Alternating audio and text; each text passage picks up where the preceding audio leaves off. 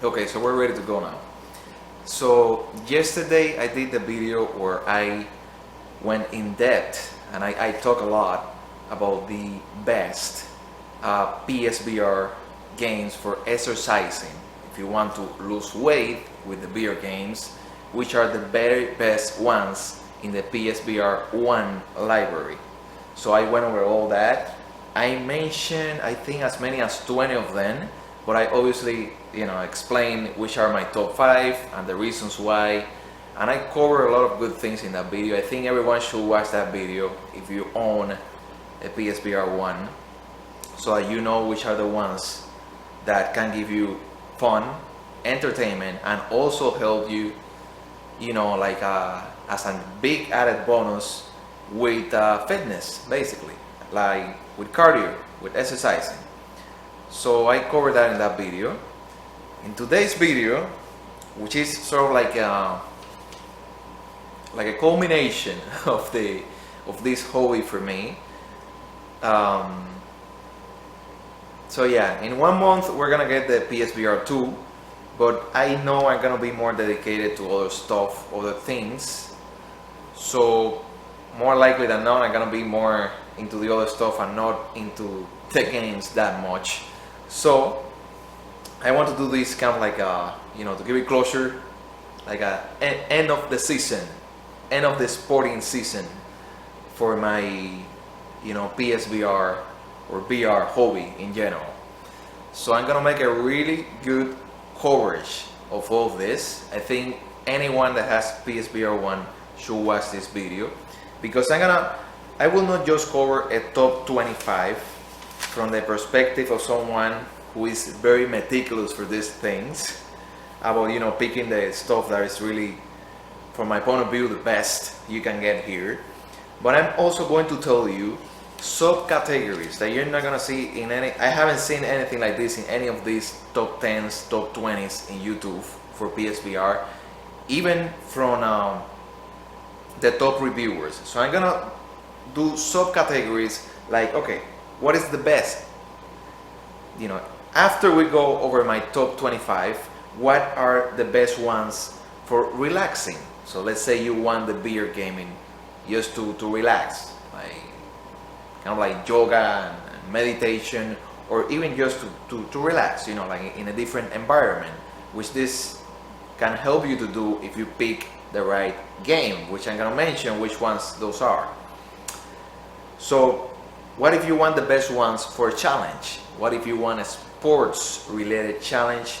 You don't want this to relax, you want this to feel like a badass, something like that. I'm gonna tell you which are the ones that I'm gonna give you that.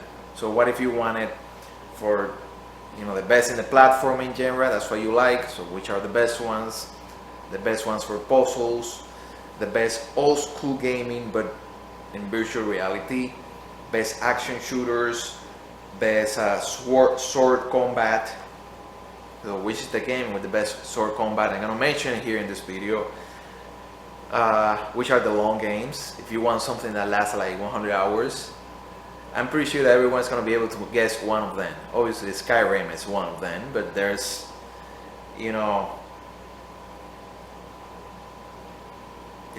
I'm gonna talk about that when I get there. I'm not gonna get ahead of myself. So which are the shortest games? Maybe you don't have time for this, but you would like to try something good like in 1 hour or half an hour maybe. So I'm gonna mention which ones those are, which ones are the best for adults only. So kids should not touch that. Obviously RE7, Resident Evil 7 is there, obviously. Which ones are the best for all ages, so it doesn't matter what age you have, they work for anyone, for kids too. Which ones are the best for kids, like if you have a kid and you want them to have fun, which ones are the best ones in the stealth genre, best ones for flying. I mean, this is VR, so if it is virtual reality, you probably want to get at least one good flying game, so you can see yourself flying there, which is like one of the things that other people that want something adventurous have, like in the queue, in their to-do which box. So which is the best sports game? So I have like a bunch of categories. I have 2 pages here of categories and I'm gonna mention them. So it doesn't matter what you like. Maybe you like RPGs, I'm gonna mention that. The RPGs are a little hard to find here in the platform, but I already played most of them, so I'm gonna tell you which are the best ones. If you want educational stuff, if you wanna, the ones that give you something that you can only do in VR, I'm gonna mention those. Which is the best one for for dog lovers? So this is a good category. Which one has the best ending? I'm not gonna spoil the ending. I'm not gonna mention anything about the ending, but I'm gonna mention which is the one that has the best ending out of many of them that I saw. I saw so many. So yeah, so let's begin with this. This is gonna be, so if you have a PSVR1, or if you're gonna get it, anything like that, this video is gonna be great for you, because I'm gonna do this as if I was making like a presentation at a university, where I'm gonna cover this topic like very well, like deep, so that you really know everything you need here. And obviously, like disclaimer, still my opinion. You're going to agree with me in a lot of these things, but it's still my opinion. It's still my top 25 list, and for the subcategories, they are still my opinion. Maybe there's some people will put another one there that I didn't put, or maybe there's one that I like a lot and I put it in one category there, and some people maybe didn't like it that much. I'm gonna mention it though. So I'm gonna go like, okay, this one is not that great, but I liked it. Me personally, I liked it because of this and that, so I'm putting it there. So I will let you know if there's any that I put in a subcategory as really good for that, but in general it's not that great of a game. I'm gonna let you know about that. So just so you know, why should you trust what I'm gonna tell you here and check out what I recommend. So I've had the PSVR1 for 4 years, so long time ago. During those 4 years, I think that it's probably the only gaming platform that I've used. Yes, I did use like PS4 standard games, but not that much really. Like during this last 4 years, I've almost exclusively, when I go to play something or do gaming, I almost exclusively did PSVR1. So at this point, as you might imagine, I'm kind of like a semi-guru for this stuff. Like I have a lot of experience with this stuff. It's kind of like funny, because at first some people are gonna think this is what the channel is about. Eventually you're gonna see that my channel is gonna be more, or the other stuff is even more important. The writing that I do, the science fiction action related writing that I do for a series, the math classes that I do, because what I do for a job is not gaming. I'm more into education, teaching, which is probably what I can make this video so good and so in depth, because I'm used to teaching stuff. So, but yeah, we're gonna leave that on the side right now. Right now we're tweeting and we're doing PSVR1. So me, 4 years of PSVR1 I have tried. Obviously I haven't finished all of them or anything like that, but I have played, at least for a couple of hours. I've played between 100 and 150 PSVR1 games. That's a lot. It's a lot. I've seen a lot of the library. And something important, like I didn't just begin to play whatever was on the pile. I always went after the best I could find. So I didn't just pick random stuff or shovelware crap. I avoided that, and so these 100 and something VR1 games that I played are among the best of the best, because I was always going after that. So I'm not saying this to brag or anything like that. I hope it doesn't sound like that, but I'm just saying this so that people know that you can trust my opinions on many of these. So I have 26 VR Platinums. Many of them are easy games. Some of them are really hard stuff, like Sprint Vector, Until You Fall. Beat Saber is not that hard really. Like if you think about it, Beat Saber is not that hard. Not in the hard crowd, in my opinion. Challenging, yes. Hard, very difficult, no. So yeah, so I have another hard one I have is To the Top. To the Top is so challenging. but it's also very enjoyable. It's one of my top 25. You're gonna see. So what else do? Oh, something else that is I think is very important because it gives me like a very good view of what is the best in general, not just in VR1, not just in PSVR. I tried. I don't own them, but I tried them like for a few days each, and I tried several games there. So I tried a Quest 1.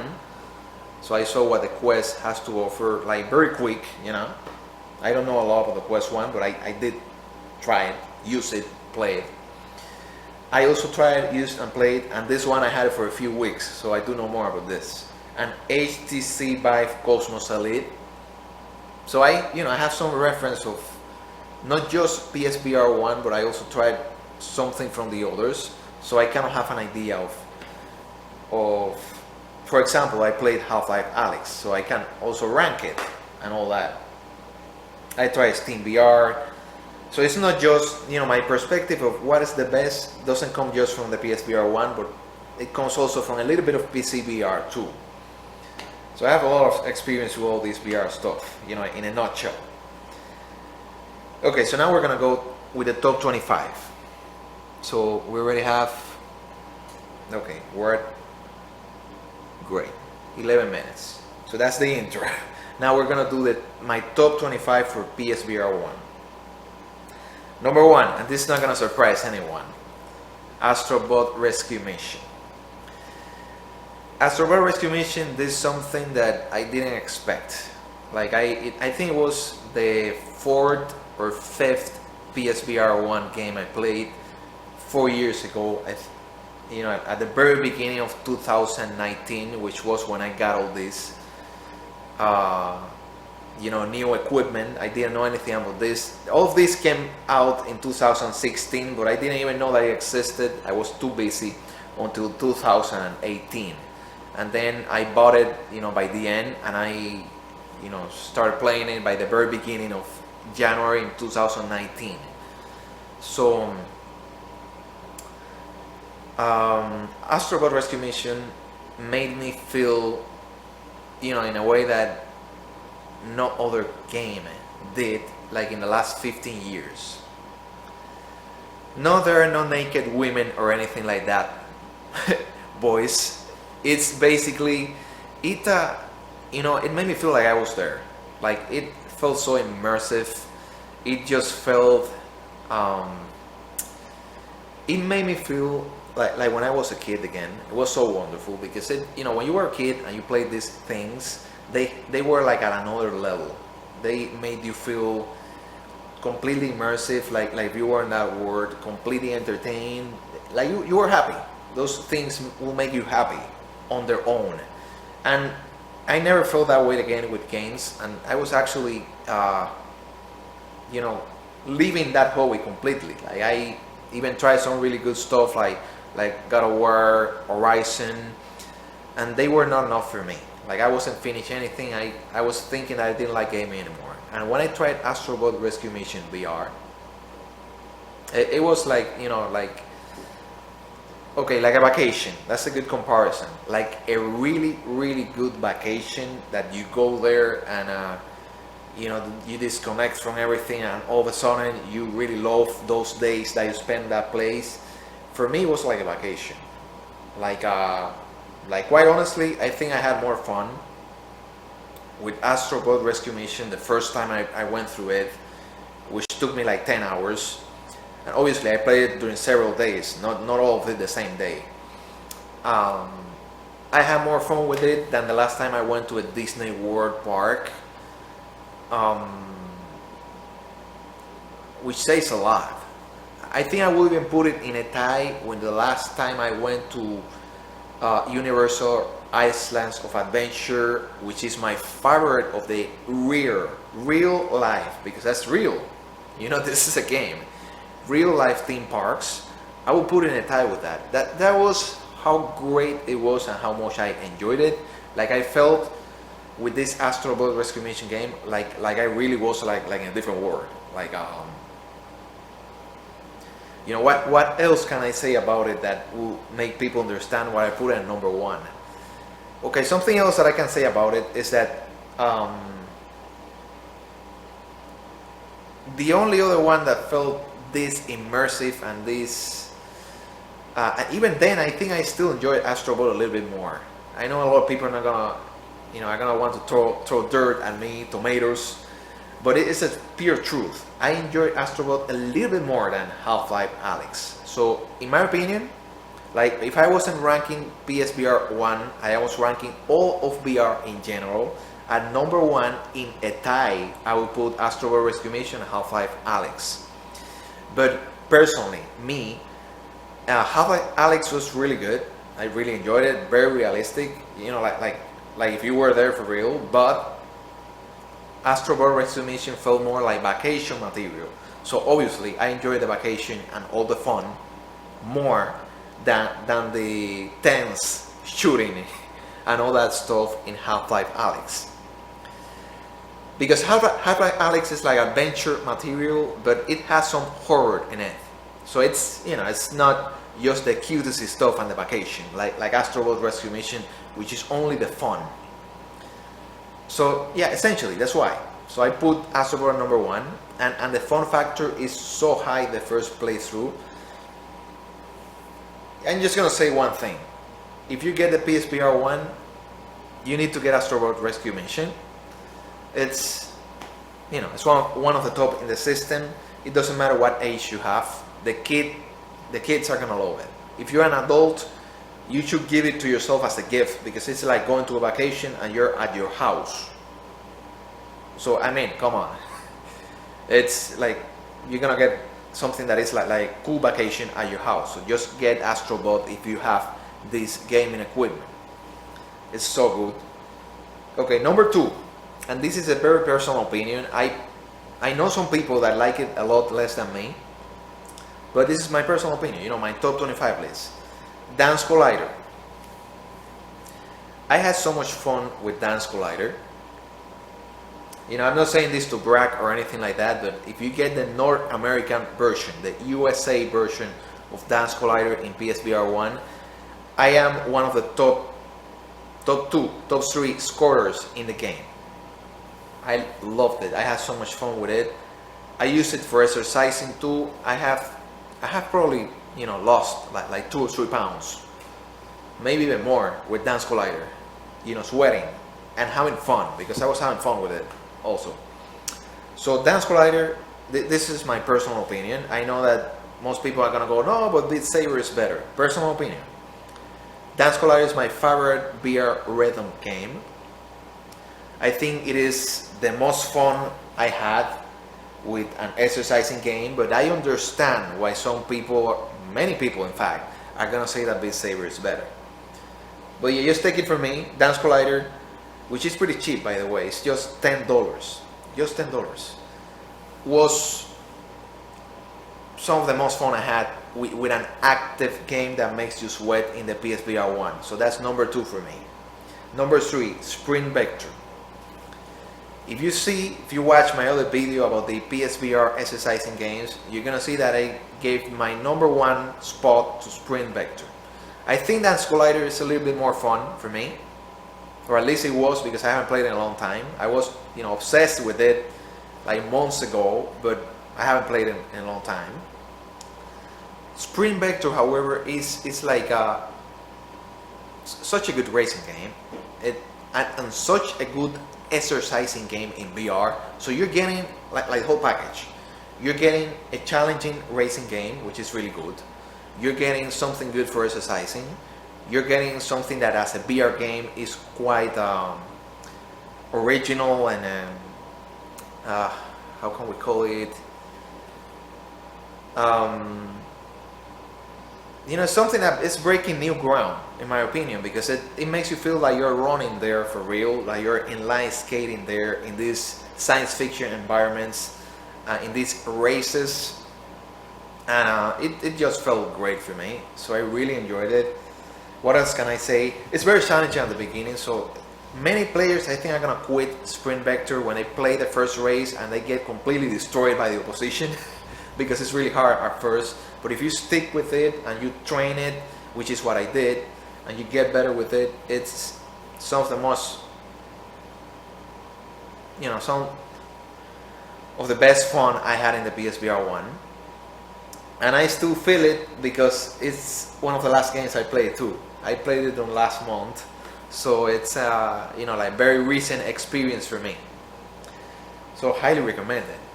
Sprint Vector, if you want an exercising game to sweat, if you want a racing game in VR that is challenging, Sprint Vector. If you want something that makes you think, wow, this VR stuff is really cool. Wow, didn't expect this. It's good. Sprint Vector is probably going to make you feel that way. Number 1 is Astro. But after Astro, try Sprint Vector and you're gonna go like, what? This is good stuff. So, number 4, not surprisingly, is Beat Saber. Number 4. Beat Saber is one of the most sold VR games of all time for a reason. It is fun. It is a good cardio activity, especially in the expert modes. Like if you go to the harder modes, it is like like low jog exercise, but in a game. If you like swords, slashing things with swords, you're gonna like it, obviously. If you like the idea of a game that gives you better reflexes, even for some sports related activities. Like for example, I haven't played in a long time, but I used to play racquetball. And when I was playing like a lot of Beat Saber in Expert Plus, in the hardest mode, I'm not saying this to brag, just so you know, you get these abilities in Expert Plus, not in easy mode in Beat Saber. My ability to play racquetball at the court, to be able to see the super fast, blue racquetball balls, it went up. And it took me a while to realize it, but it was because of Beat Saber. So it does give you it's not just a game, it's something that you can use to exercise, and it gives you some other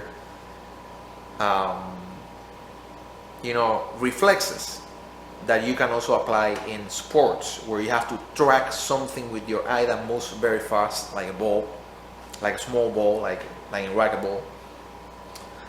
So I don't know what else I can say about Beat Saber.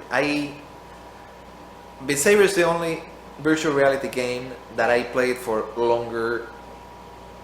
Yeah, it was pretty crazy. I played it between 150 hours and 200 hours. So I mean, think about it. If I play it that much, it has to be good. I enjoyed it a lot. But eventually, which is not surprising, I got tired of it, and I felt burned out of it, and I started trying the other like Dance Collider, that kind of thing, and Sprint Vector. So I didn't play much more, but it's so good. It's one of the best really for active gaming in general, not just in VR, but for active gaming that makes you sweat. So number 5, another one that I played during the last year, even though I've had this for 4 years, and it impressed me so much. Rigs, Mechanized Combat League. So Rigs, I'm gonna go straight to the point. Rigs made me feel like I was really sitting inside a fast combat mech. A fast and badass, and I'm not gonna say powerful because you get wrecked so easily, but a fast and strong and a combat mech, like in real life. It feels like you are sitting inside a real combat mech. So it got it done. Like these virtual reality games, how do I know that they got it done? They make you feel like it is like a real life experience. Basically, it isn't. It is virtual. But when they are very well done, they do make you feel like wow, like as if I was there in that stadium, as if I was there in that Olympic event inside the combat mech, and it just felt so great. So Rigs got it done. Unfortunately, it got its online modes shut down. You cannot get the platinum trophy for it or anything else, but the single player modes, they are still available, and it is still just as great as before. As when I played it a few months ago. I played it in the last month before they shut down the servers. Yeah, like 7 months ago I played it, and it just felt great. I think if you want a game that you can play with the DualShock 4 controller, that you can play it 100% sitting down on a chair, you don't have to be standing up, doesn't take much space, and that is super action-packed, and that also gets it done in VR by making you feel like you're really inside a combat mech. Play Rick's Mechanized Combat League. Also, something else that I can say about it, which is good, it was so impressive in the tutorial. Like from the very beginning, when I saw that tutorial, I knew it was going to be something great. It's also a challenging game. Like, you need to know what you're doing. You need to do the trainings first, kind of like Sprint Vector. You need to do the trainings first and learn how to play it. You need to try to buy like good mech. Like there's one that's called Kill Switch. That one is so good. So, you know, if you're a new Rigs player, buy Kill Switch from the beginning. Buy it as your first mech. Or, yeah, there's another one, but I forgot the name. But yeah, you get the idea. I really love that one. It's my number 5. Rigs Mechanized Combat League. It's one of my top recommendations if you want intense action. Intense action, and it doesn't make you sweat because you're sitting on the chair and you're not really doing anything to exercise, so it doesn't make you sweat either. So highly recommended. Number 6, To the Top. To the Top also felt like, you know, if we're gonna talk best VR platformer, obviously Astro is up there, number 1, because it is so fun. But in my opinion, the one that really exploits the VR environment is To the Top. Like, you're the one in Astrobot, you control this little guy that you do everything with this guy, jumps and all that. But in To the Top, you see yourself making the jumps, you see yourself moving around as if it was you. So To the Top is more, it's not as fun as Astrobot, but it feels more realistic, which is the whole idea of all this VR stuff. It feels more realistic, it feels more immersive, and if you like platforming and you have the VR, I think you should experience To the Top. It's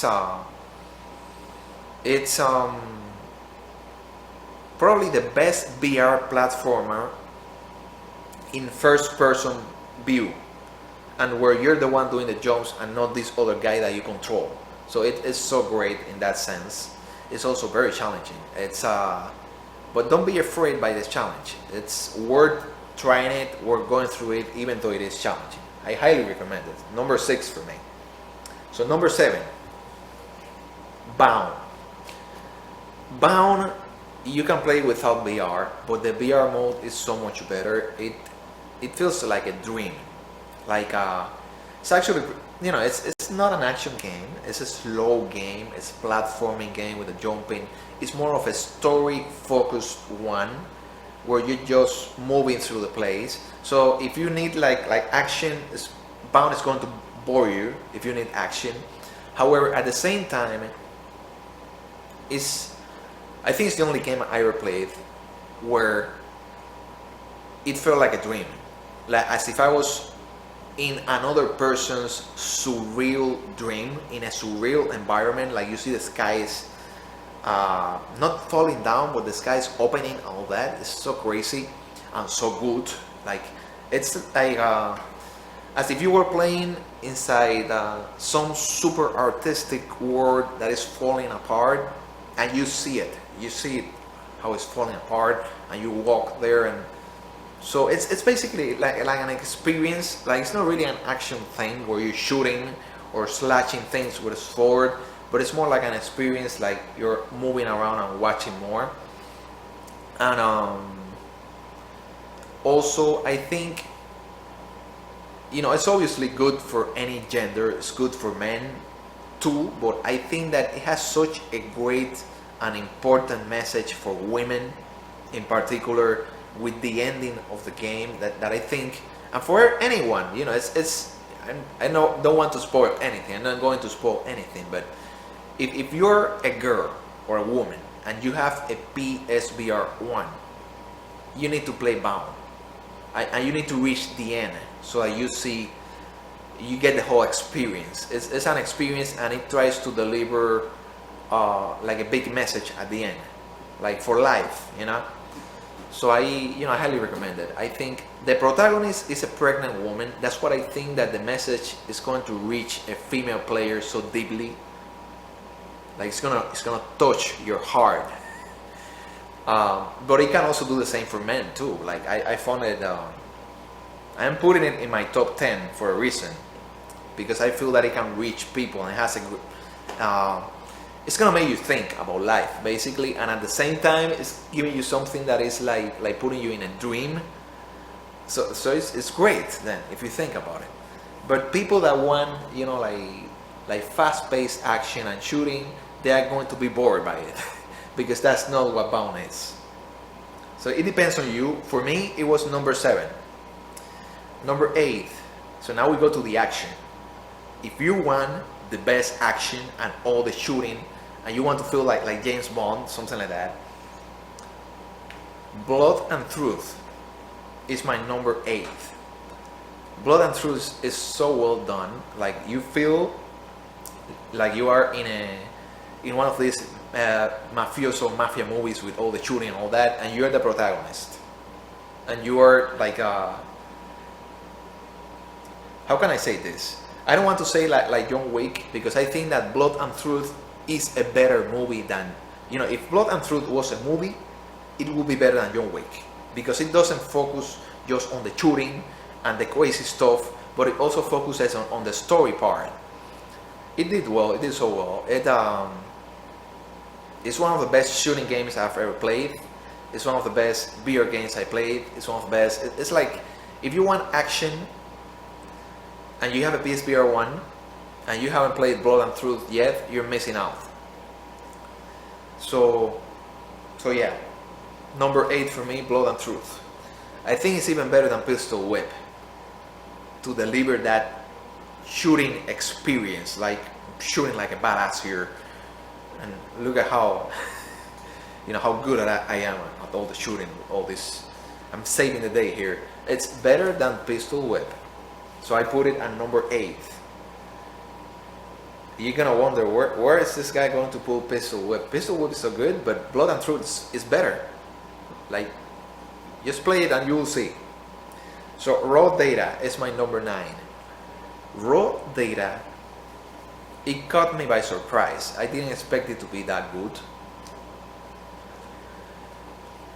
Raw Data, it was one of the first games. It was released in 2017, and it is one of the really good ones. Like you feel like you are in the middle of this robotic mayhem, and you have to save the day there. It feels so great because it's a great action game. If you want to play a game where you're a guy that shoots energy arrows, so you want to do like a bow shooting in the game, you have that in Raw Data. If you want to play with 2 swords, so you are the samurai guy, you have that in Raw Data. If you want to play with a shotgun, you have that in Raw Data. If you want to play with 2 guns, you have that in Raw Data. It's so good. It has so much. Like it has 4 different characters. All 4 of them have different styles, so you pick whatever style you like best. It has different difficulties, so if you want to play it easy, you know, like I did, like I started in normal mode and I was like, oh my god, no, let's have some fun with this, let's not be too stressed out. And I went to casual and I did the whole game in casual. I had so much fun with that game in casual. Highly recommend it. Play that game in casual. But obviously, if you want a challenge, it has like 3 more difficulties, or 4, I don't know. It's just so good. It really impressed me since the beginning. Unfortunately, it's not perfect, which is why it is at my number 9. It's not Astrobot Rescue Mission. It's you know, the fun doesn't last forever in that one. And I think I would put it in my top 5 if it had not disappointed me with the final boss battle. So Raw Data is spectacular in every way. All the levels are great, except the final boss battle. I expected more out of it in that final boss battle. Like I was ready for something spectacular because the whole game had been so great. And in the boss battle, I think it wasn't bad, but they dropped the ball there. It wasn't as, as it wasn't spectacular like everything else. So it was just okay, and I expected like something better for the ending. So that's probably why I put him at number 9.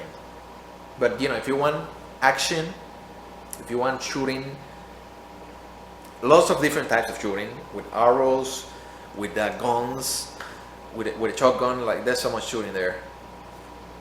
Raw data is gonna leave you satisfied. It's a really good one. So we go to number 10. Number 10, right? Tumble VR. So Tumble VR is the most realistic puzzle game I ever played.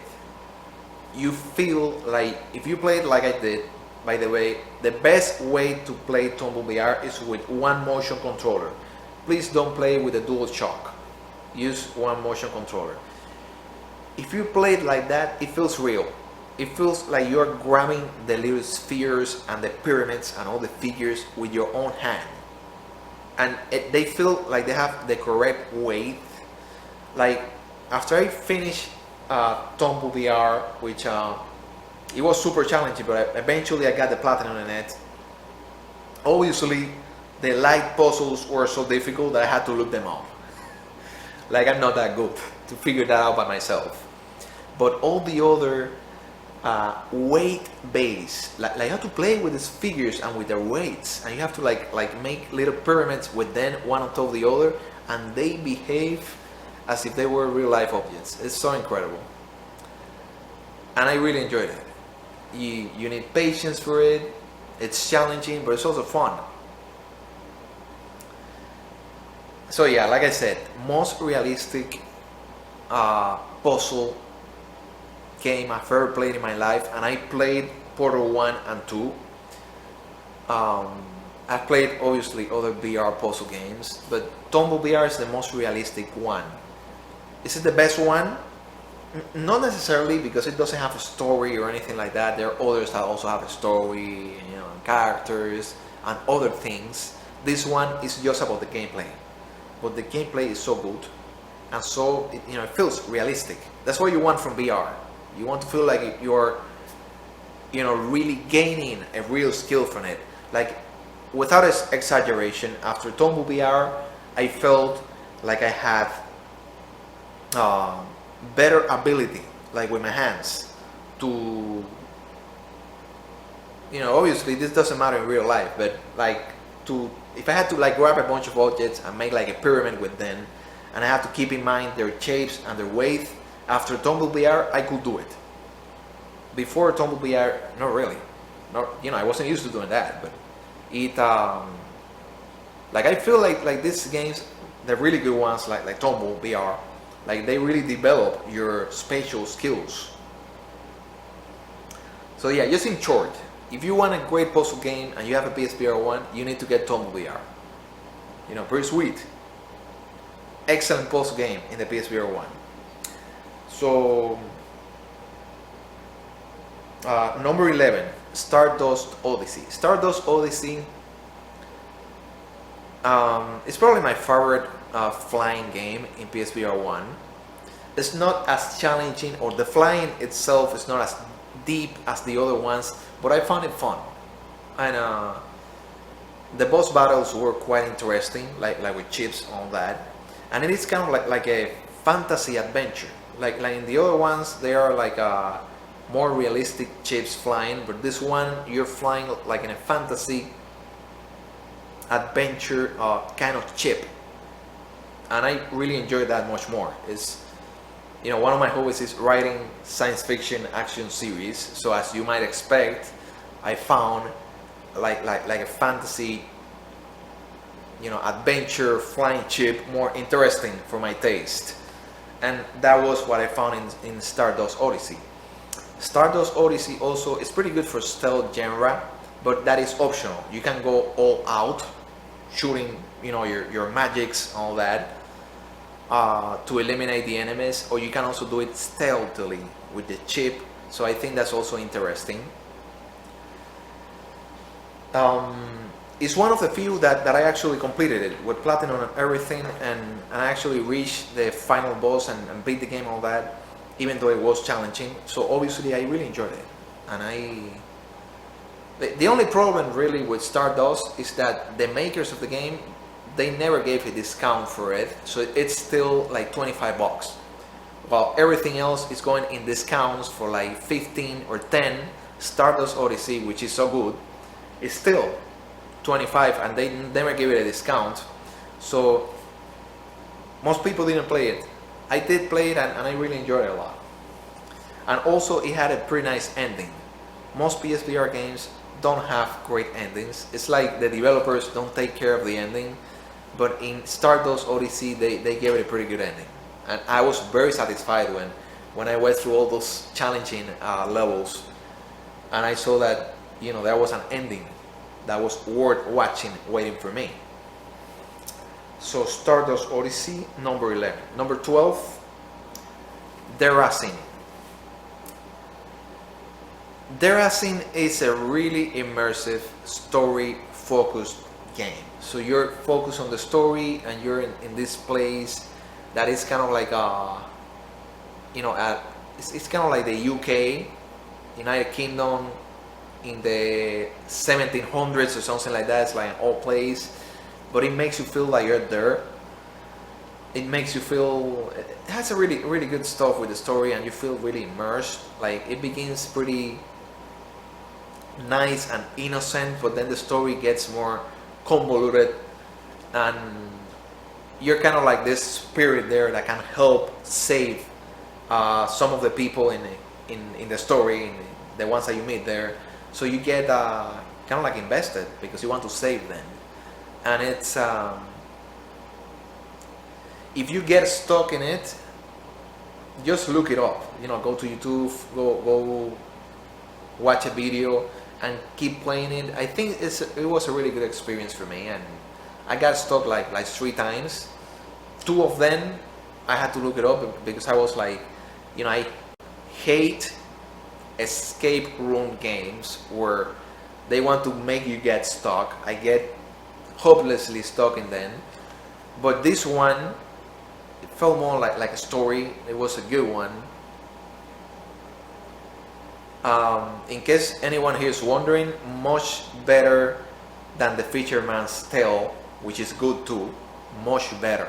In my opinion, the best story-focused game in PSVR 1 is essentially Deracine. So if you like stories and you got a PSVR 1, get Deracine. But it's, you know, it's very easy to get stuck in there in the game.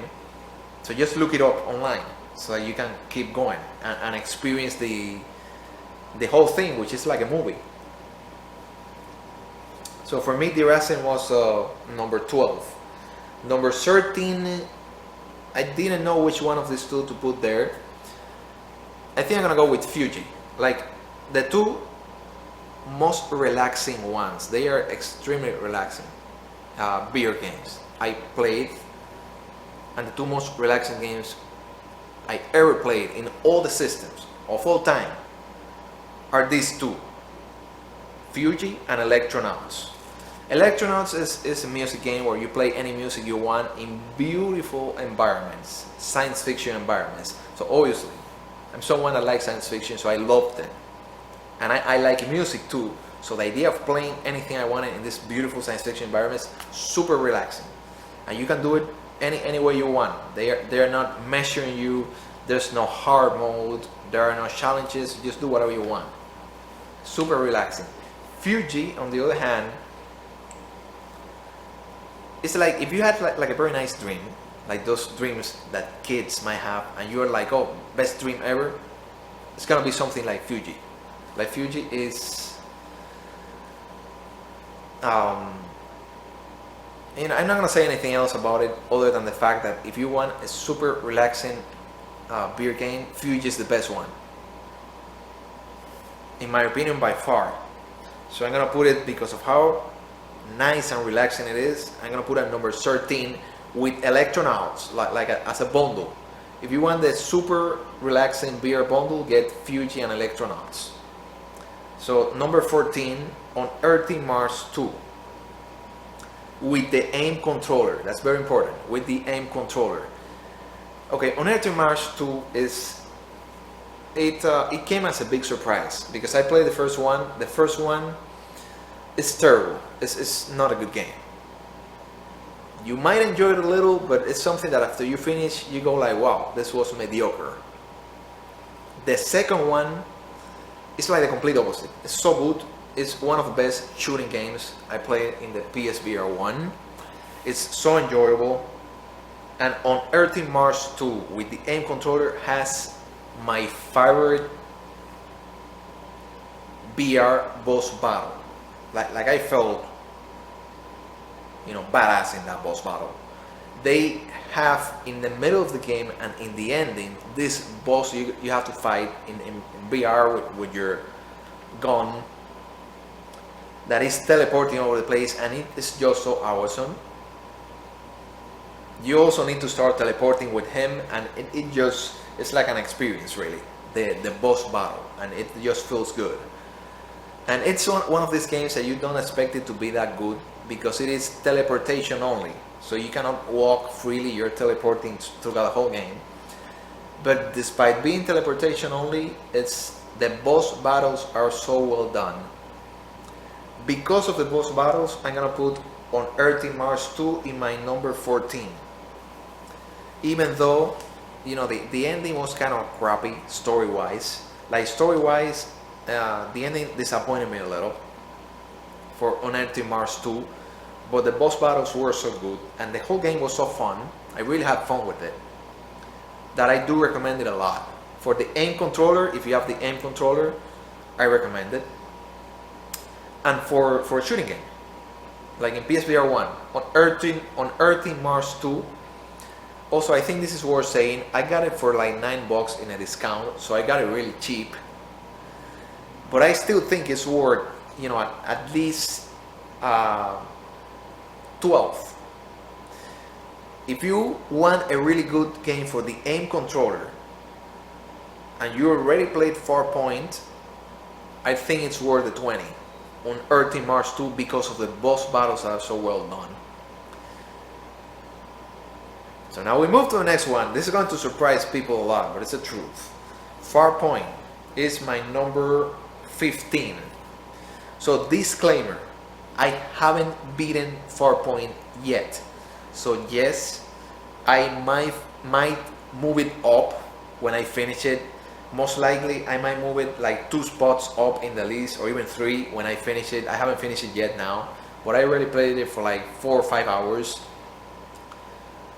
I think it's very good, but I think the fact that I haven't been motivated to finish Farpoint yet, and I was very motivated to finish Unearthing Mars 2, it just means that, you know, the boss battles and Unearthing Mars 2, for me at least, it was so good. And maybe Farpoint, I'm not saying Farpoint is bad, Farpoint is excellent.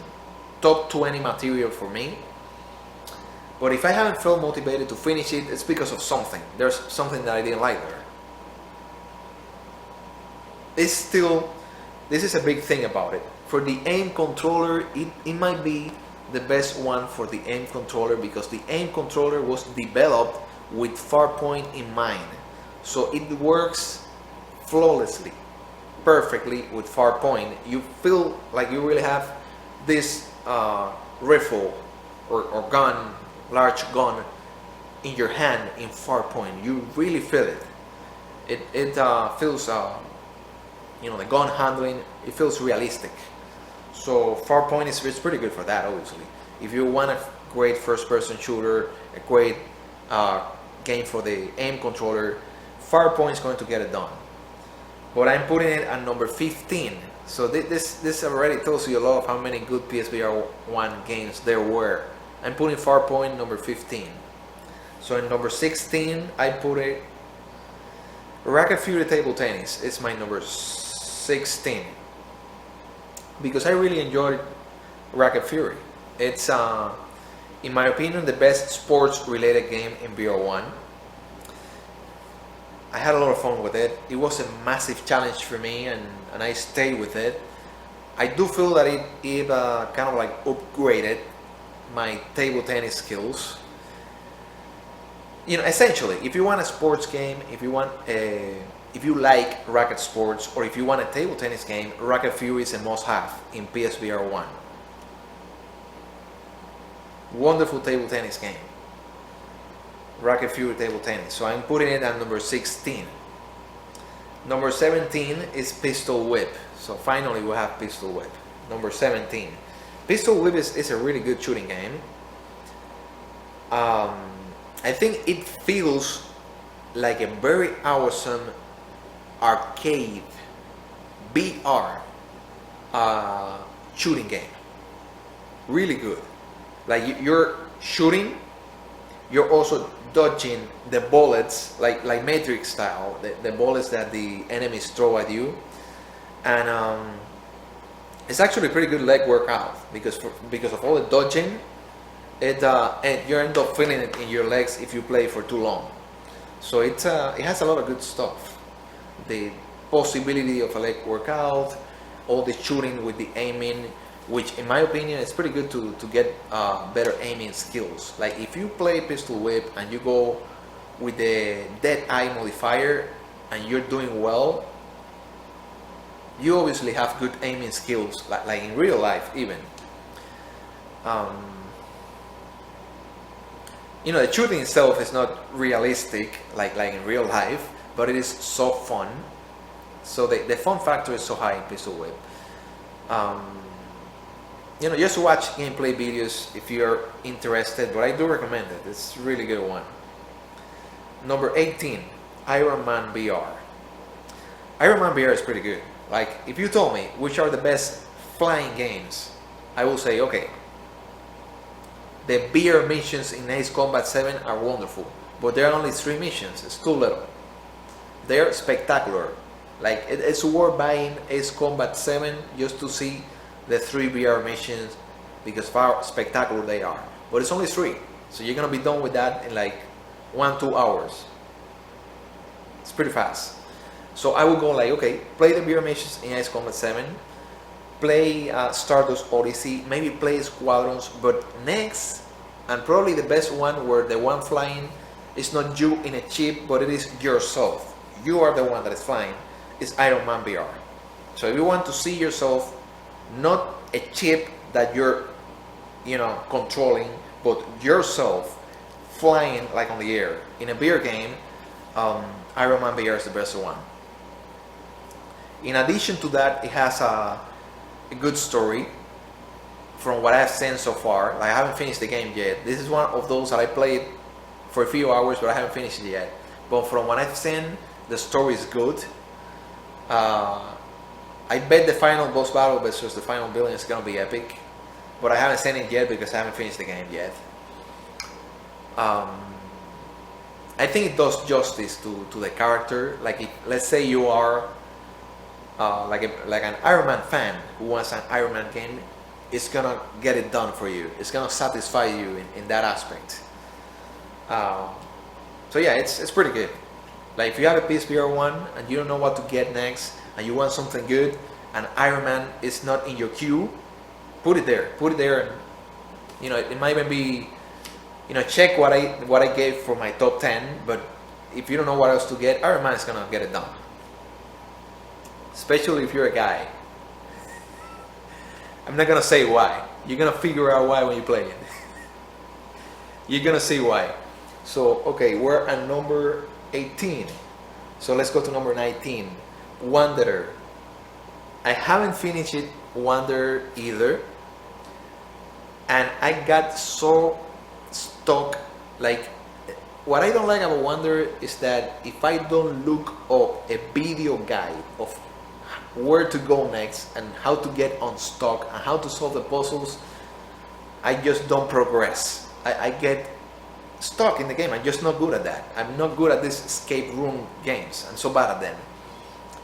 But everything else about Wanderer is so good that if I wasn't permanently stuck in it, unless I look at videos of how to do it, I would put it like in my top 3, because the story is amazing. the adventure aspect is probably the best adventure game in PSVR. Adventure without too much action, like it's focused on the adventure aspect of it, not on the action. There's so many great things about it. It has good puzzles, but I get permanently stuck in some of them. It's everything about it is just spectacular. Like it even reminds me of Half-Life Alyx. That's how good it is. But I get stuck like in it all the time. So basically, here's what happened. If you're willing to look up a guide in YouTube of how to progress in it, you might put it in the top 5. I am putting it in my number 19 because I hate looking up stuff in guides. I like doing it myself. You know, it makes me feel good about me that I figure it out myself without anyone's help. Like I like figuring things out. I couldn't do it in Wonder. I got like totally stuck, like I don't know what to do here. That's as far as I go. And I didn't like that, so I'm gonna put it in my number 19 because of that. But make no mistake, it is, you know, spectacular, amazing. Just be aware that you're not gonna know where to go. You're gonna be like in those old RPGs where you go like, okay, what next? I don't know what to do. It's gonna happen like that in Wonder. But if you look up a video, you can jump that and just keep going with the cool stuff. So I recommend that. So this is one in number 19 that, you know, I can move. Even for me, I might move it around after I finally did it. So number 20 is Pixel Ripped 1995. Pixel Ripped 1995 is amazing if you are a player that likes old school, because it's also so immersive because it puts you inside the VR environment, and inside you're gonna play like SNES, like an old SNES game, and it feels incredibly immersive. Like it's like Inception. You're playing a game, which is good, inside another game, which is also good. So it's like an Inception with all this VR stuff, and it's pretty interesting. But I think that if you're like a new player for now, maybe you won't enjoy it as much as someone who was in fact a kid in 1995, the year of the game, because they pay attention to that. They pay attention of making sure that audience really enjoys Pixel Ripped 1995. So if you're in that audience, which was me too, Pixel Ripped 1995 is gonna kind of like make you remember the old times, and it's also very immersive. So it's one of the most immersive PSVR 1 games. So there's a lot of good stuff in it. The only negative, I think it only takes like 5 hours to beat it. So it's not long, it's pretty short, but everything else was pretty good.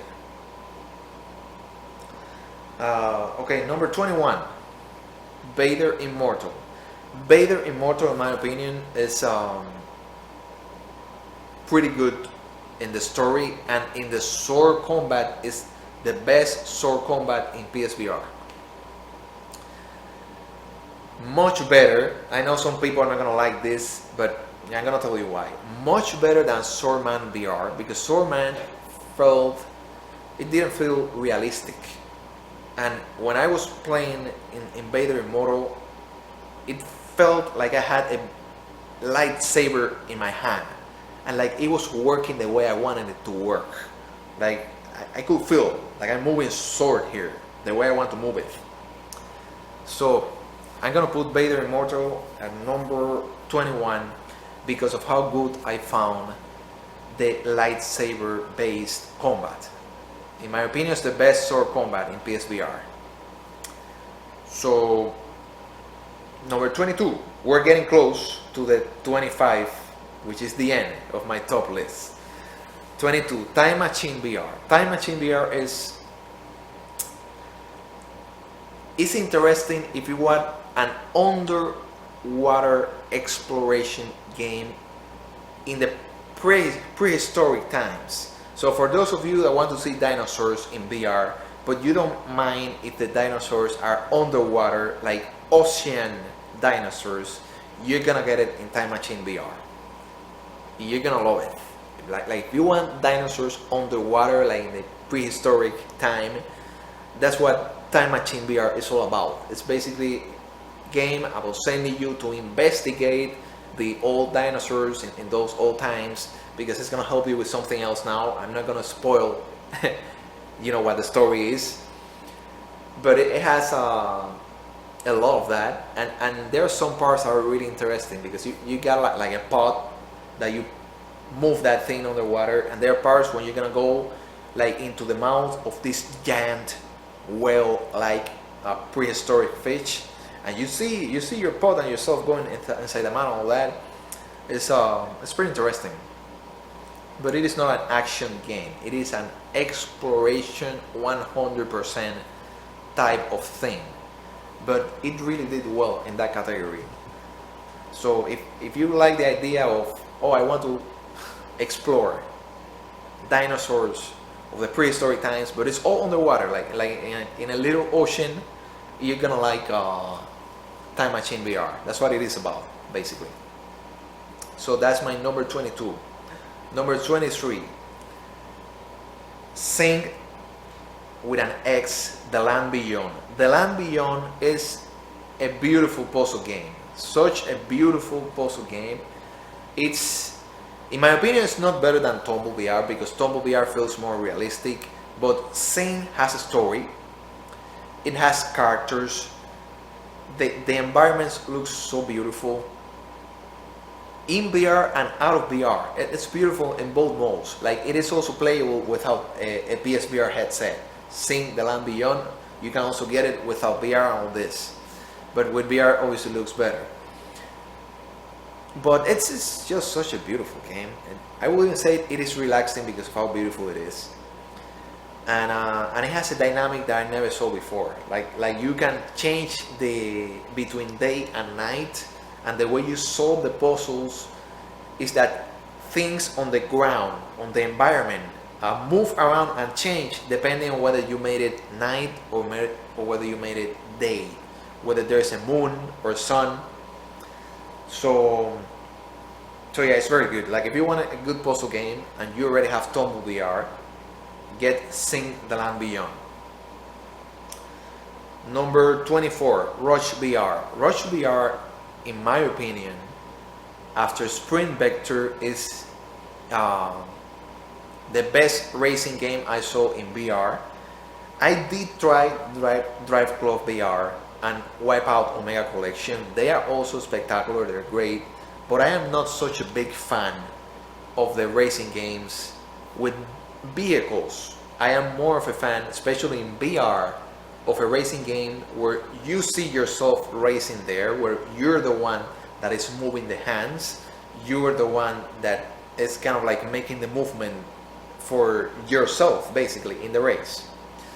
Rush VR and Sprint Vector are like that. The others are not like that. The others, like tourist cards, like Driveclub VR, like Wipeout Omega. In the others, you're driving a vehicle, a car, something like that. In Rush VR, you're doing wingsuit racing, and you see yourself there with the wingsuit. The graphics are good. They're not spectacular enough to make it look realistic. If it was like that, like if they make like a remake of Rush VR for PSVR 2, it's gonna be a big deal. But even though it doesn't look super realistic, you still see yourself there, and you can move yourself with your own hands, and it's pretty interesting to see yourself basically flying with your own hands from a mountain top in a snowy mountain to the bottom of the mountain. It's pretty interesting. I think that's, for me at least, that's what makes VR great. So obviously I like the games that exploit that completely, and Rush VR is one of them. However, I wouldn't say that Rush VR is better than Iron Man VR. I wouldn't say that it is better than Rex. I wouldn't say that it's better. You have to if you listen to this video, you're gonna see that I'm putting it at number 24 because there are like 23 others that I will put above it. But that doesn't mean that Rush VR is not really good. I also enjoyed it a lot. I highly recommend it. Like if you want racing games only, just get Sprint Vector and Rush VR and you're gonna be very happy with this VR stuff. So last one, who's gonna be my number 25 in my top 25 PSVR 1 games list? Guess. It's also a really good one. Psychonauts in the Rhombus of Ruin. So why is Psychonauts my number 25?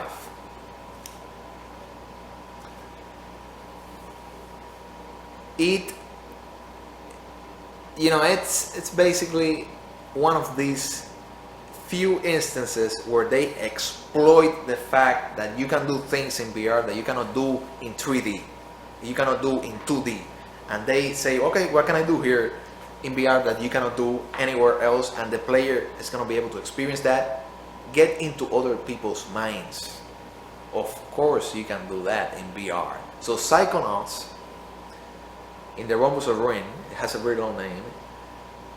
The whole game you're doing that. You're, like the character you're playing as can like get into the heads of other people.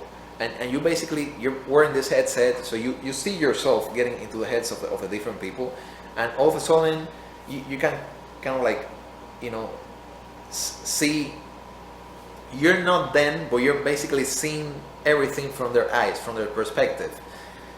And it just makes it gives the game a whole different dimension. It makes it immersive, it makes it interesting, it makes it the kind of thing that you can only do in VR, basically. And so you might be wondering, okay, so if it is so great, why are you putting it at number 25? Do you remember that I told you that I hate and I get permanently stuck, like impossibly, hopelessly stuck in escape room games? Psychonauts is escape room game disguised as a puzzle game, and also disguised as an adventure game. So I got kind of like permanently stuck in it, and I had to look it up in YouTube to be able to beat it, to be able to pass it, and I really hated that. So that's why I'm putting it at number 25. But if you're the kind of person that doesn't get stuck in these escape room games, it might even be in your top 10. There's so many good ones that for me, I think I wouldn't put it in the top 10, because at the end of the day, it's still escape room game at the end of the day, even though it is Psychonauts.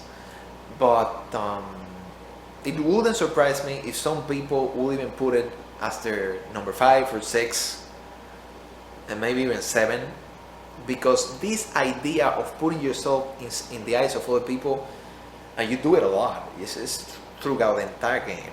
You even do it with little animals, like there's like that animal over there. Oh, this get inside its head power, and all of a sudden you see yourself seeing everything from the eyes of the little animal, and that was so interesting.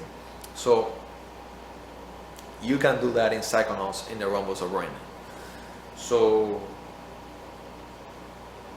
that is my top 25, but we're not done yet. Now I'm gonna go pretty quickly with this. Yeah, because I already have 1 hour and 8 minutes of video, but I'm gonna tell you, because let's say that you're someone new here. Are you gonna go out and buy my top 25 games? No, that's gonna break the bank. But if you are someone that really loves racing, maybe you should instead go and get the 2 best racing games. Or if you are someone that really loves platforming, you should get the 2 best platforming games. Or if you're someone that wants to get into the action and shooting and kind of like Call of Duty stuff, that kind of thing, death matches, all that, maybe you should just get the 2 or 3 that are the very best in the library for that. So I'm going to give you many subcategories here that I'm going to read, and in those subcategories I'm going to tell you what are the best ones for all of that. Okay, before the subcategories, I'm going to mention a list, because it's so much experience in with this library. I've tried more than 100 games, basically. Less than 150, but still a lot. So from that number, I told you my top 25. But there are others that I know that they are very good. Are they my style? Are they my favorite ones? No. But are they really good? Did I try them? Nonetheless, yes. So I'm gonna, mention many of them, like honorable mentions. I am mentioning them because I know they're very good, but because of my tastes, they are not my top for me. They could be the number one for you. So obviously, all the horror games. I don't like the horror genre, and I still found this game so goddamn epic and amazing. I haven't finished them. I'm going to admit that much. Except one. I actually finished Until Dawn, Rush of Blood. I finished that one until the very end. The boss battle in one of the last levels with the thing in the elevator in Rush of Blood was so good, so crazy. And I don't even like the genre. I don't even like that. So you can imagine how good it is for someone that really enjoys the horror genre, when I think it's not one of my favorites, but I still think it was worth playing through it, and I don't even care about the genre. So someone that loves the genre, you're gonna be in love with with Rush of Blood. So I'm just gonna go through the list. I think all of these are really good, but they're just not my favorites. That's all there is to it. Resident Evil 7, Rush of Blood, Saints and Sinners 1, really good, but I just prefer, Raw Data and Blood and Truth, Iron Man VR. I just prefer the others, basically. It's just my taste, my personal opinion, basically. But make no mistake, these are all really good. Saints and Sinners is really good too. Probably the best zombie game I ever saw, I ever tried, I ever played, but I haven't finished it yet. I didn't care enough about it to finish it, but that doesn't change the fact that it's really well done. So, what others? Ace Combat 7, the VR portion. It's only 3 levels, but it's really good. No Heroes VR, No Heroes Allowed VR. The name is terrible. It's like bad marketing. Like, they don't want you to buy the game by naming it No Heroes Allowed. That was really stupid in my opinion, naming it that way. However, it's actually a parody. It's like a funny game, and it's humor done right. We're not talking about Rick and Morty humor, which I don't like. We're talking about, really good humor in this game. So it's like a parody. And it has a really good ending at the end, such a happy and nice ending. And it's like an RTS, real-time strategy, done in a fun way. I don't really like real-time strategy games, and I still like No Heroes Allowed VR. So that should tell you a lot. Is it worth playing? Yes. Is it in my top 25? No. But if you like the idea of RTS or fun game even on a table, you're gonna like it. Okay, Silento is a great action game. I probably don't have it in my top 25 because I haven't beaten it yet, but from what I have seen so far, it might be worth putting in a top 25, top 20 after I beat it. Not right now. Right now it's really good, but not there yet. The Persistence is pretty good, but I just don't love the horror genre. That's all there is to it. It's really good, but I just don't enjoy it that much. But I have to admit that it really got it done. Like in The Persistence, you are gonna feel like you are in a spaceship that broke down and things went crazy and people went crazy, and it feels like you're there. And obviously you're gonna have to deal with it. Take out that shotgun. And I haven't beaten the game, but from what I've seen, I think it's really good. But I still prefer, Blood and Truth, Raw Data, the ones in my top 25, I think I like them more. So, but the Persistence is still great stuff. So if you think you're gonna like it a little, try it. You will like it. Skyrim. I'm sure Skyrim is great, but I haven't played it yet. Too bad. You know, I played some of the standard version, never beat it, never finished it, never completed it. Someday I will try it. I haven't tried it yet, but I know it is good. Like in VR, obviously it takes it to the next level, so it's worth it. Wipeout Omega Collection, Catch and Release. Catch and Release is such a nice lake to relax. So if you want something to relax and you already got Fujii and you already got Electronauts, Catch and Release is next. Most 1 and 2 are pretty good. I haven't played the second one, but the first one I'm almost at the end. I haven't reached the snake yet, but you know, it's just, it didn't get me hooked because it has too many puzzles, and I think I got bored with the puzzles. But as a story, like a fairy tale like story, is so nice, and as a platforming game even, it's pretty nice. I would recommend it, but Astro is superior in every way. Like, it's a better game than Moss, basically, even though Moss has a better story. Batman VR was very realistic looking, but very short, but it was still very nice. So, like, if you want a good Batman game, do try Batman VR. Try it. Republique VR. Republique VR is one of the best stealth only games in PSVR 1. So if you want something that is stealth genre, focus on the stealth genre, get Republique VR. Also, it has a pretty thought-provoking story. I'm not gonna say anything about it with the story, but just take it from me. Great story, great stealth-based gameplay. So if you like the idea of sneaking around like Metal Gear Solid 2 gameplay, but without the shooting, just with the sneaking around in the facilities and all that, Republique VR has a lot of that. So Metal Gear Solid VR without the guns. If you want that, try Republique VR.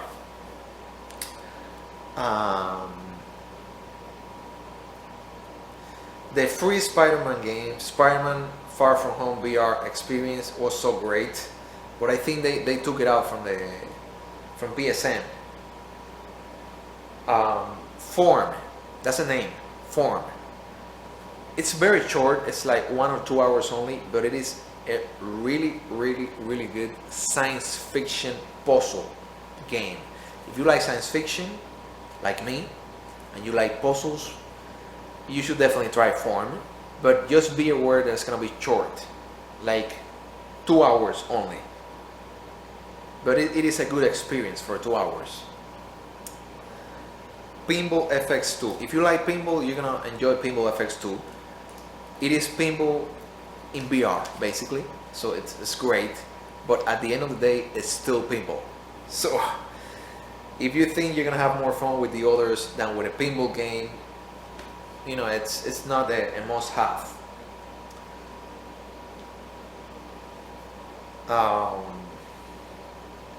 Synth Riders, Dreams, SuperHyperCube. I love SuperHyperCube, but I am realistic.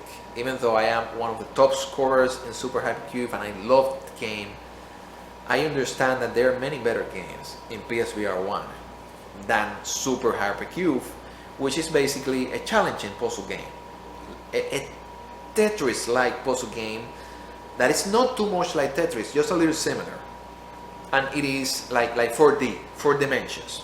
Like you're dealing with a cube instead of an L, something like that.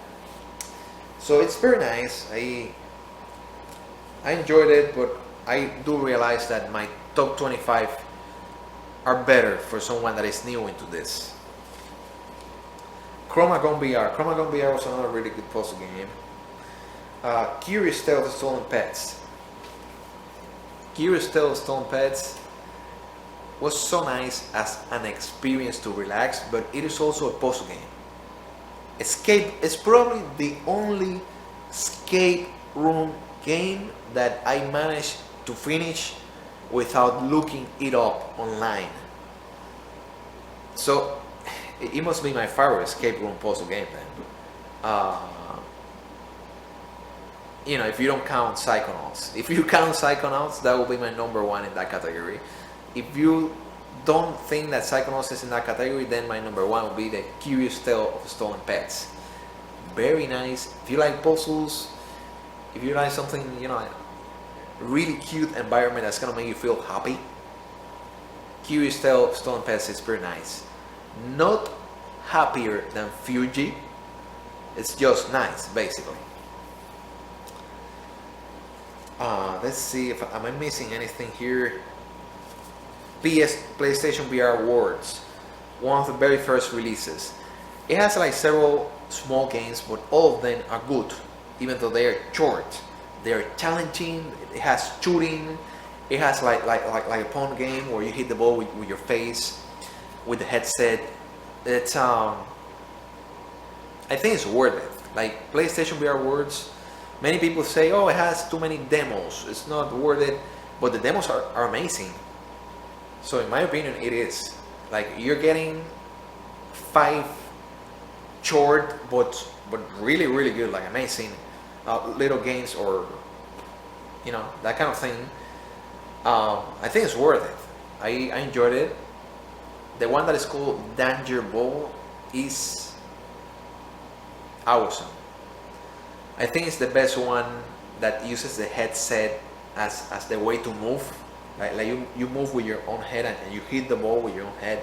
It makes it very dynamic, makes it very immersive. You know, even good for neck exercising. Like I said in my other video, like for real. Like if you play too much Danger Ball, it's a good neck exercise.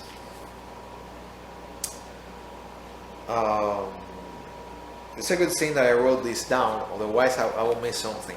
Dreams is a pretty good one in VR too, because you can play many like small demos or games that other people did. So Dreams is actually a pretty good idea if you don't have money, if you're short on money and you can only buy one game, and there are many people at the house, so it's not just you, there are kids and there are like other people. You should buy Dreams, because Dreams has like many short games, like I don't want to say hundreds, but yeah, probably even 100 or 200 short things, and many of them are pretty good. We're playing, and all of a sudden you have something where you have so many things to try, and you only bought one game, Dreams. And for the artistic people, there are a lot of tools there. You can even create your own little VR environment made by you, if you learn how to use the tools in the game Dreams. So it has a lot of interesting stuff. People that want to get into design and artistic computer-based design, even game development, that kind of thing, I think you should try Dreams.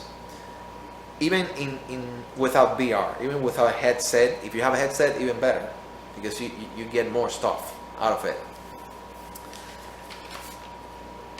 Okay, so now for the subcategories. This is taking a long time. Doesn't matter, you're gonna get everything you need from PSVR1 in this video. Like I promised, you will get. Like I said that at the beginning, I wasn't joking. Okay, but here I'm gonna go with the subcategories. See, got subcategories here, so I'm gonna read them. So, you're short on money, or maybe you only care about racing games and you don't care about anything else, so you should just get the good racing games.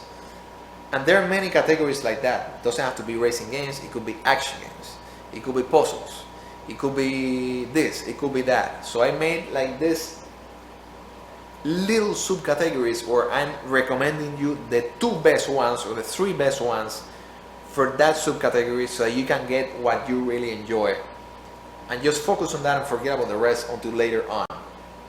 So, best to lose weight. I covered this in depth in my last video. If you want the PSVR1 because you want to lose weight playing VR games, the best ones in my opinion, are, you know, and in my experience, because I think I also lost some weight with this. I have sweat so much with them that I'm pretty sure I'm a good example of someone that actually lost like 2-3 pounds with these games from so much sweating. Obviously, and I've had this for 4 years, so this is not something that I got 1 month ago. I've had it for 4 years, so this was something that, you know, over the long term, like you're not gonna lose pounds in 2 days with Beat Saber, but you can lose it in weeks for sure. So best ones to lose weight: Sprint Vector, loss of running, Beat Saber, loss of slashing of blocks. You're gonna feel it in your arms a lot after you're playing in the expert modes. And Dance Collider. Dance Collider was the most fun for me, but it makes you sweat a lot. So it's also a good exercising activity. Best racing games: Sprint Vector, Rush VR, and Driveclub VR. I think Driveclub VR was really good because you're getting the entire arcade Gran Turismo 3-like racing game in VR. It's not like GT Sport where they only give you like a small mode, which is too little. You're getting the whole game in VR. So I think Driveclub, which I already played it, you know, I didn't complete it or finish it or anything like that, but I already played like 2-3 hours, and I enjoyed it. I think it's good. But I prefer the realistic ones, like Rush VR and Sprint Vector, where I see myself running there. In Driveclub VR, well, you're racing with a car, so you're controlling the car, but it's not you. So that's why I put it in number 3. So best ones for relaxing. If you want to relax with these games, Fujii is by far the number 1. Then Electronauts, then Tripp.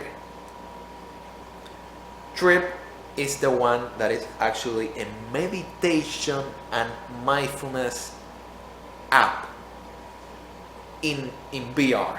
So I wouldn't call Tripp a game. It is really like a guide, like a guide app in VR with many meditations and many virtual locations and real locations that they you know, show you there, they put you there. So if you want something to meditate, I think it's pretty good. Like for yoga, meditation. I used it myself for some of that, some meditation even, in my personal way, not in this, you know, religious guru kind of way. I just did it in my own way, basically. I'm one of these guys that is basically highly spiritual, but not really that religious. So I used Tripp during last year.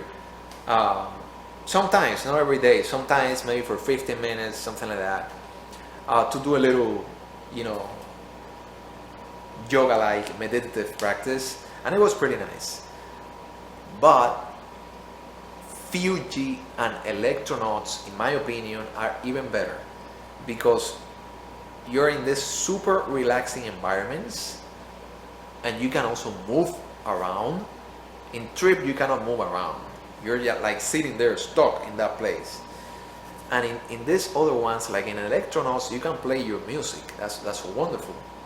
You can like get instruments and play your own music there. In Fujii, you're just exploring, and it's this beautiful, cutesy land that just makes you feel happy. Like a little wonderland kind of thing. So I think the most relaxing ones are those. Fujii is number 1. The best ones for challenges. If you want to be challenged, like I want a sport here. I want a challenging sport. I want something that's gonna feel difficult. I want to beat it in a very hard mode, like Contra here. I want to beat Contra here in very hard mode. Okay, which are the ones that feel like that kind of thing? Racket Fury Table Tennis, Until You Fall, and SuperHyperCube. SuperHyperCube in the Tetris-like category is like a Ninja Gaiden Sigma in Master Ninja mode. It's so good, by the way. It's so good. There's a reason why I played it so much. It's good, even though it is super difficult. Until You Fall is like that, but in the action game category. So I think that more people are gonna like Until You Fall. Racket Fury is like that for table tennis. So if you want a big challenge in table tennis, get Racket Fury. Okay, best ones for immersion. This is a very important category. Resident Evil 7. Rigs, Mechanized Combat League. Remember what I said about rigs. It really makes you feel like you're in an Olympic event inside a combat mech and fighting there. It makes you feel like it is for real. So I think that's wonderful. Batman VR. Batman VR was very realistic. Short game, yes, but you feel like you are in Gotham City, which is, it was really cool. Really very interesting. Like if you like Batman even a little, I think you will like trying Batman VR. Just be aware that it is a very short game, so you're gonna be done with it, you know, like in 3 hours. Bound, like I said, Bound is very realistic because it feels like playing inside a dream. Deracine, the story is the best story game in PSVR in my opinion. You can also put Moss in there. Moss is pretty good in the story, but I think Deracine, I think was even above Moss. It was better than Moss in the story. Ace Combat 7. Ace Combat 7 is very realistic, but like Batman VR is very short, just 3 missions. Pixel Rip 1995. It made me feel very immersed there. Tumble VR. You feel like you basically are grabbing the things for real. With the motion controller, so very realistic. Which are the best platformers? Astro. Here's the thing, I only know this because I tried it myself. So many people don't know this because they never played it. Best platformers: Astro Rescue Mission, Loki's Tale VR. Yes, it is good. Honestly, I avoided it. I thought this is gonna be crap because it looked like a baby's game. Like it looked like a game for little kids. So I was like, I'm not gonna play this crap. And then it went into a super discount for like $5, and I was like, let's try it. Let's see what happens here. And it was really good. I was surprised, honestly. It's actually the closest to Astro Rescue Mission is Loki's Tale, but it is way shorter. Like Astro Rescue Mission, you have at least 10 hours. Loki's Tale is like 3 hours only or something like that. So it's way too short. And then obviously you have To the Top. I already mentioned why it is great before in the video, so I'm not gonna mention it again. Yeah, that's it for platforming. Astrobot, Loki's Tale, and To the Top. That's gonna make any platforming lover happy. Then puzzles. There are so many good puzzle games in PSVR. Many of them. Like puzzle people, you're gonna be happy with this. Tumble VR, Xing, The Land Beyond, Form, Chromagun VR. I'm not gonna say anything else. I know there are more. There's Red Matter, Transpose. What else? You know, Tetris Effect. But those 4 I mentioned, in my opinion, are the best ones for me.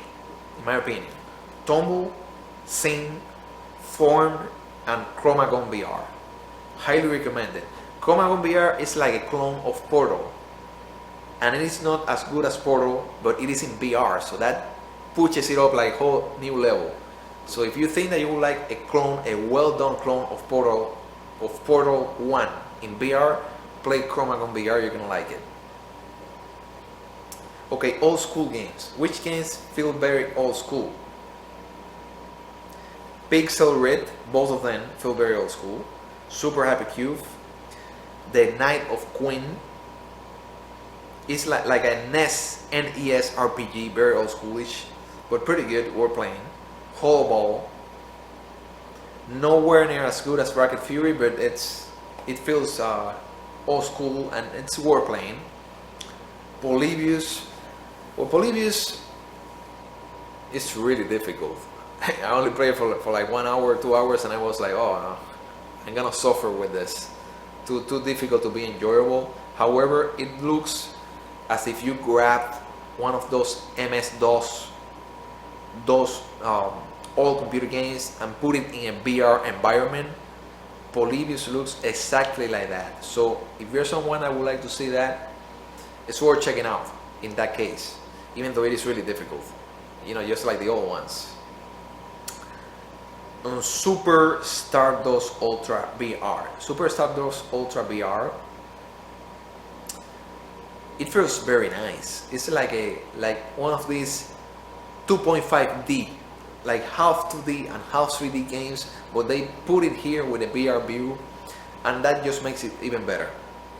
But you're just, even with the VR view, still playing the 2.5D game. So I think it was really interesting. Super Stardust Ultra VR, and very fun. Action shooter, best action shooter: Blood and Truth, Pistol Whip, Raw Data, Sirento, best ones. Action with no shooting, without shooting, not shooting there, until you fall. Plenty of action, no shooting. Sword combat, best sword combat in PSVR. Vader Immortal. It has the best sword combat, in my opinion. You feel like you're really holding a lightsaber, which is, I'm not such a huge Star Wars fan, honestly, but for the Star Wars fans or nerds, man, you're gonna love playing Vader Immortal because it feels like you're holding a beat. I was going to say Beat Saber. You're holding a lightsaber in your hand. It makes you feel that way, which is really great. Okay, so best games are very short, so they are good, they are fine, they are enjoyable, they are fun, but they are very short. Bonfire takes the cake here. Bonfire only takes, the first time it takes like 20 minutes. After you know what you have to do, it only takes 10 minutes to beat it. But it's still a very nice experience, even though it's just 20 minutes and 10 minutes. Very nice. And it's the kind of experience that I would show off with people that are new to VR, and I will give them a headset and let them see it, because it feels like one of these rides at a theme park. It really feels like a ride at a theme park. So Bonfire, only 20 minutes, but it's still worth it. Form, the puzzle game, Form. 2 hours, but it's still a really good puzzle game. It's gonna make you feel good during those 2 hours, but it's still a 2 hours experience. Fujii, 3 hours maybe, perhaps even 4 if you want a completion, but it is the most relaxing experience or game I had in VR. Most relaxing one by far. So Fujii. Batman VR is very good, but it is short. But it makes you feel like you're in Gotham City. So it gets it done. It's just short. Floor Plan. I think Floor Plan was a nice puzzle game. I enjoyed it, very short, but it's still nice. Long games, Skyrim VR. So if you want something that's gonna last you more than 100 hours, so you never have to buy another game, you just buy that one and you're done with VR, you don't need anything else. Skyrim VR is gonna get it done. Big time. I know it's almost like sacrilege.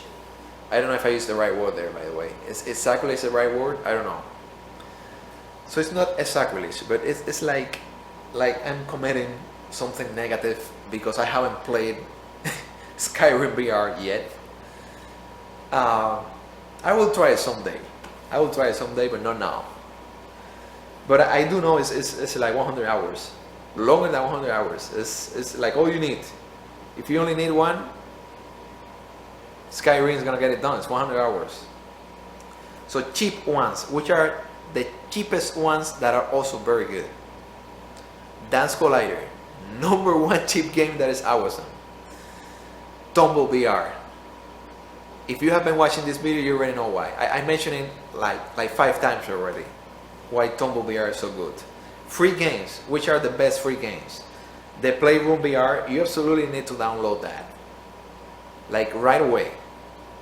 It is free and it is really, really good. Oh My Genesis VR, the demo. So the demo for Oh My Genesis VR is free and it is so good and it is like 30% of the whole game. Very highly recommended, just get it. And it is a very nice one. Pirate Flight, I like Pirate Flight, but it only takes like 2 or 3 hours, pretty fast. But it was a nice one. Like you see yourself flying this little airplane, like in a in an anime-like world. So it's not bad at all, and it is free. And the Spiderman game, Spiderman Far From Home VR experience, which I don't know why they removed it from the store. Maybe they're thinking about doing a full Spiderman VR game for the PSVR 2. But it was one of the best free games ever. If you're new, you won't be able to download it because they removed it. But if you tried it before, like I did, you can still try it, you can still play it. For adults only, and this is pretty obvious, the horror games. So let's say you're an adult, you're older than 20, and you want to get the games in VR that are intense experiences that are not for kids. Like you're gonna traumatize the kids if you give them that. Just go with the horror genre. Play Rush of Blood. Until Dawn, Rush of Blood. I know what I'm talking about because I did finish that one. Oh boy, you're gonna enjoy it. You're gonna enjoy it. I don't even like the genre, and I thought it was worth playing, and I thought it was intense, and it was good. Did it make me jump on my chair? Not really, but did it make me feel the intensity and put my hairs like that? Yes, it did. It was good. It was. I don't want to spoil anything, but it is what you will expect, and yes, it is a good one. I do recommend it. Obviously, the other ones, The Persistence, Saints and Sinners, The Walking Dead, Saints and Sinners 1, the first one, Resident Evil 7. All of those are for adults only, but they are, for adults only, amazing stuff. If you love the horror genre, even better. Okay, so for kids, let's say you have kids and you want for the kid, you want a nice game for them. You're a nice parent. You want the kid to have a nice game. Makes sense. So which are the best ones, in my opinion, for the little kids, or even for a 10-year-old? The Playroom VR. It's free, folks. It is free and it is so good. Fujii. Remember that I mentioned that it was the most relaxing game of all time, and it is, like playing in a very nice dream that you had. Fujii is like that, like playing in a very nice dream. Astro Rescue Mission. It is my #1 in my top 25 for a reason. It's like a vacation, folks. If you got this gaming thing, just get Astro Rescue Mission already. Like you're gonna be happy that you did. It is that good. Eagle Flight. I think that the kids are gonna like Eagle Flight a lot because you see yourself as an eagle in France, like flying around, like in a. I don't know why they are so obsessed with the post-apocalyptic games and all that crap, but yes, it's in a post-apocalyptic environment, but it is a nice looking environment. There are no humans. It's just the green areas there, and there's like other animals running around or flying around, other birds. And yeah, I think that Eagle Flight, it will be very nice for kids and for teens, for teenagers, for anyone really. Like I enjoyed it. It's nice. Curious Tale of the Stolen Pets. I think I already mentioned it. that it's a game. It's one of those games that feels happy. So obviously it feels happy.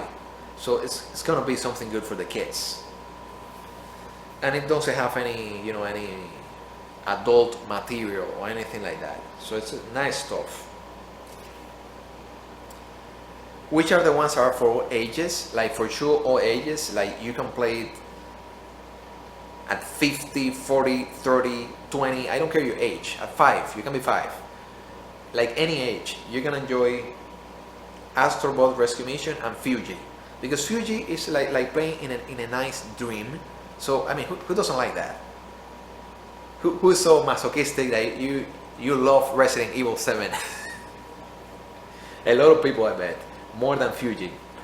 It's just not my personal taste, you know. But I understand why it is great.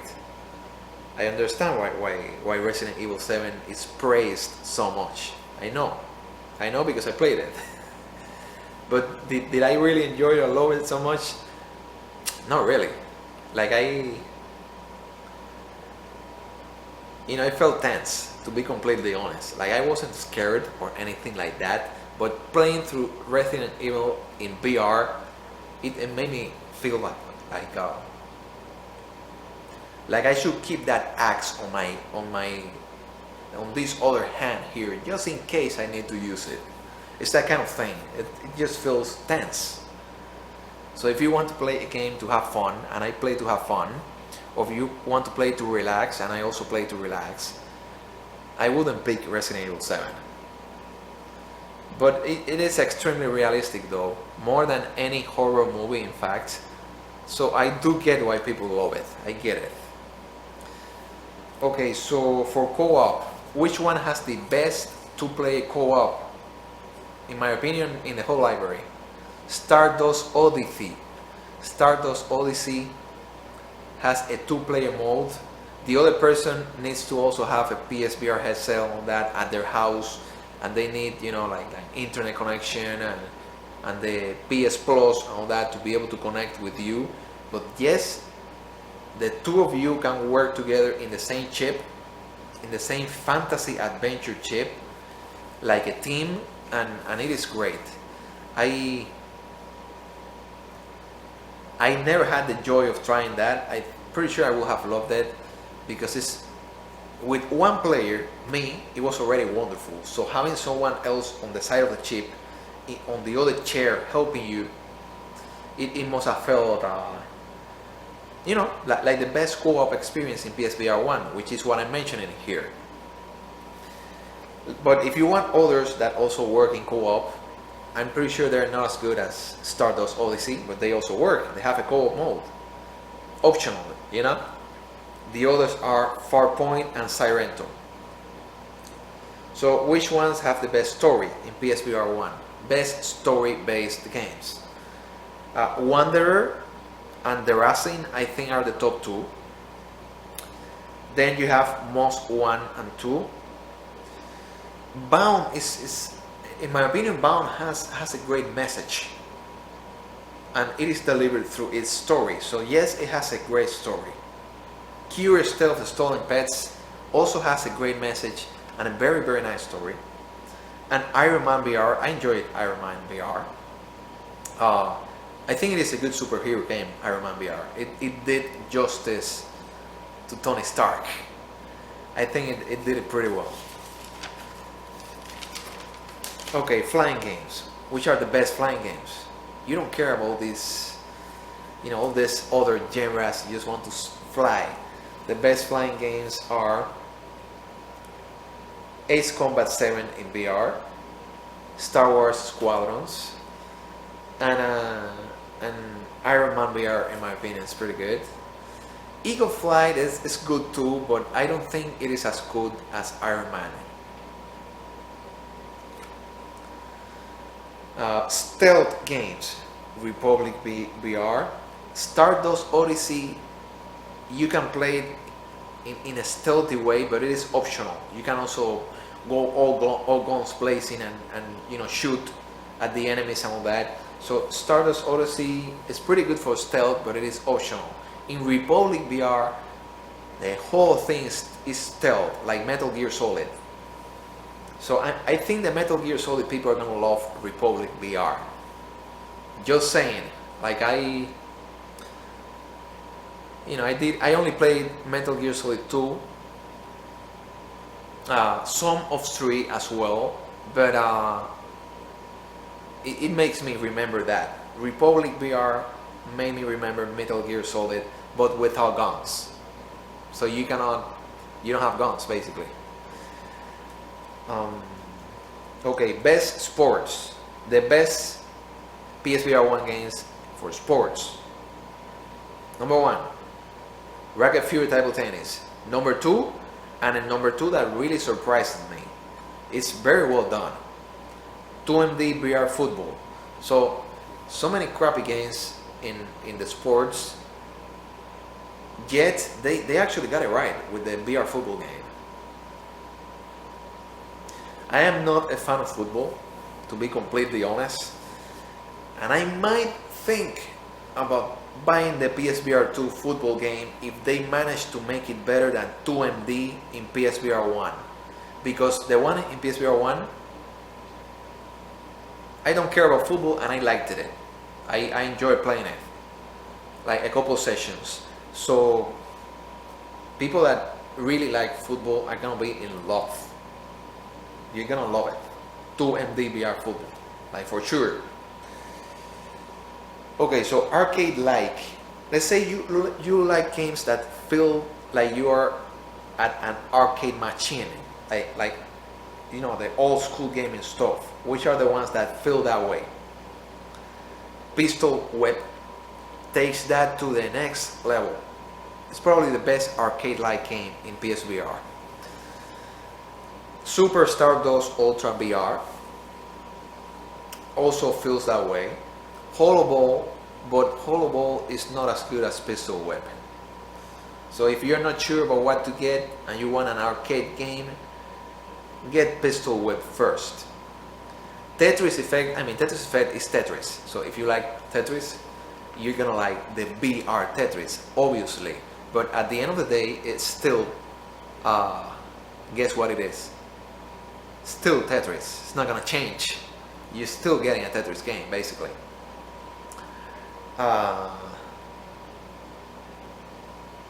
Okay, and SuperHyperCube. SuperHyperCube is very arcadey. Like if you like games that feel arcade, SuperHyperCube is gonna satisfy you there.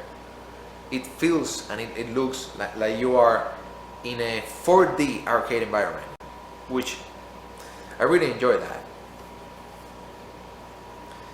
Exploration, best exploration games. Time Machine VR, number 1. Number 2, I didn't play it, but most likely Skyrim VR for exploration. And number 3,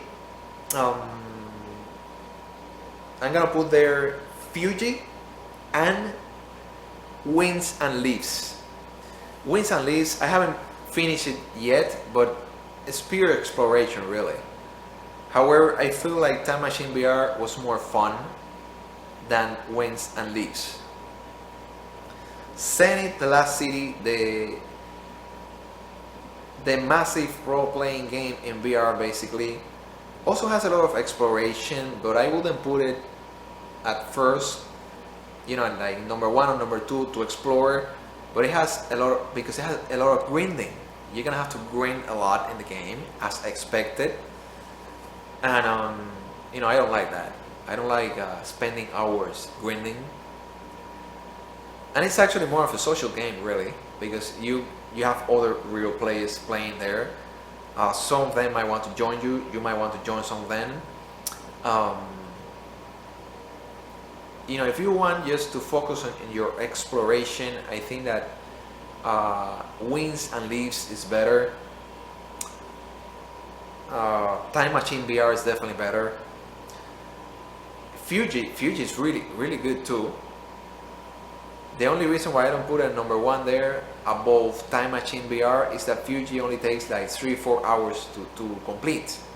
So, it's very short. There's a lot more game in Time Machine VR.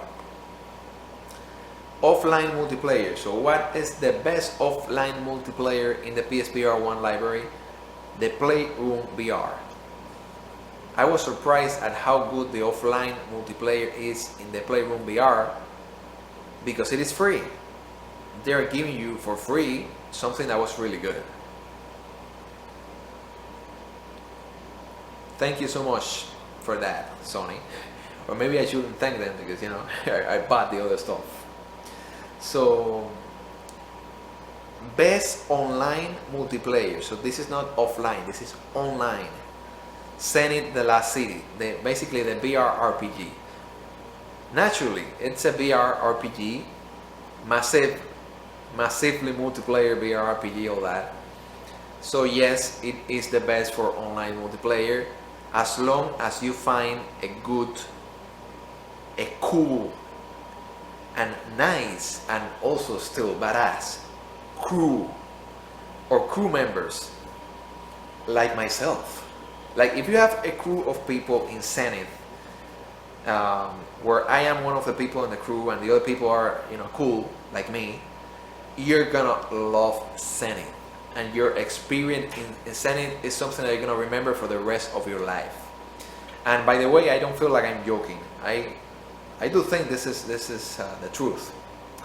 But the problem with Zenith is that you don't have any way to guarantee who your crew is gonna be. Like maybe that person there that you feel that's gonna be a great crew member, it's like an annoying 10-year-old, or you never know. It could be an annoying 50-year-old too. There are some old people that can be annoying. Oh no. It's the annoyance can be found in all ages. It is the person that makes the difference. And you know, if it is a really cool person and it is an old guy, you still get an old guy party member that's gonna rock this party here. So like the old school RPGs with the really cool old character as party member that everyone likes. So it depends on the person, but you know, the problem with Zenith is that if you don't recruit your group of nice and cool people to play there, you're throwing a dice there, and you're not gonna enjoy it if you don't play with a group of people that are nice to play with, like as a team, and that you can have fun with, you know, and you know, make some jokes maybe and all that, but for fun, not, you know, nothing too serious, and you know, a group that fits basically. If you got a group there, a team that fits, you're gonna enjoy Zenith much more. If you don't have that, Zenith is gonna be, which is probably why I still playing it. It's just gonna feel like this green fest. I don't want a green fest. You know, it's probably the reason why I don't play RPGs anymore. I don't like to spend hours grinding to level up. Okay, so what is the best online versus? Online versus, so you're going against the other player. Best online versus, in my opinion, is in a Sprint Vector, and it is still playable today. They haven't closed the servers, so if you get a friend of yours to race against you in Sprint Vector, you can still do it today. It must have been incredibly fun to do Sprint Vector racing with everyone being a real person, a real player. It was like 8 people running there. Unfortunately, I didn't have PSVR, you know, back then. I didn't even know it existed, so I missed those times. I still think it's wonderful. So if you have friends that want to, you know, race against you in Sprint Vector, that would be wonderful even today. Rigs from online versus was great, but the online mode was shut down. I tried it before it was shut down and I loved it, but they don't have it anymore. Wipeout Omega Collection seems pretty good too, but I don't play that many racing games unless it is Sprint Vector. If it is Sprint Vector, I love it. I will fire it up and play it any day. And Rush VR was also very enjoyable. But if it is not those, I really don't play that many racing games. Which is why I am not that excited about Gran Turismo 7 in PSVR 2. I'm sorry folks, I'm more of a kayak VR type of guy and Horizon Call of the Mountain type of person. Those are the ones I'm gonna get for that, by the way. So let's keep going. RPG, which are the best RPGs in the system? Finally we got there. Well, Skyrim is undeniably great because it is the original one in VR. So that's probably the best one. But we also have Zenith can be amazing if you have a good crew playing with you. If you have a good team, yes. If you don't have a good team, it's good. But you know, playing a VR MMO by yourself, it's just not the most fun. It's okay, it's not bad. I tried it. I played by myself a few hours, but it just wasn't that fun. But if you have a team, Zenith is great. If you have a team of even just another person, you and the other person, you can do it, you know, play it together. You're gonna enjoy it in such a case. So, but the other ones I think are good. There are not that many RPGs, so I'm just gonna tell you right away. Like if you're looking for all the RPGs in PSVR 1, Skyrim, Zenith, Operencia, The Lost Sun, and The Night of Queen. Operencia and The Night of Queen are very old school like. But if you're okay with old school, they are good. Like they look like NES RPGs. Very old school, like Dragon Warrior kind of thing. And Final Fantasy 3 kind of thing. But they are in VR. So if you like RPGs and old school stuff that much, definitely get the Night of Queen. You're gonna enjoy it. I completed the Night of Queen. I only play a little bit of Operencia. So, you know, that tells me the Night of Queen is the better one. So get the Night of Queen first. Operencia is not bad at all either, but it's more like medieval ages, Middle Ages kind of thing. So if you like, you know, like Game of Thrones, Middle Ages RPG, get Operencia. I think you will like it then. But you have to like that stuff. You have to like old school and RPGs. Otherwise, they are gonna bore you. Otherwise, you will do better with Skyrim or even with Zenith, The Last City. So RTS, real-time strategy, by far the best, and it is really good. I do recommend it, even if you're not the biggest fan of strategy games. RTS and strategy game in PSVR 1 is No Heroes Allowed VR. I know the game's name is terrible. I know that name makes you feel like no heroes allowed. I don't want to play that. I want to play with the heroes. But ignore the name because it's actually a parody. And it is a very well done parody. It's funny, it's fun. It's one of the ones I recommend basically. But it is not in my top 25 though. So yeah, for RTS, No Heroes Allowed VR. I think that Table of Tales is good too, but I think that No Heroes Allowed VR is better. So if you still want more RTS, more strategy stuff in VR after No Heroes Allowed, get Table of Tales.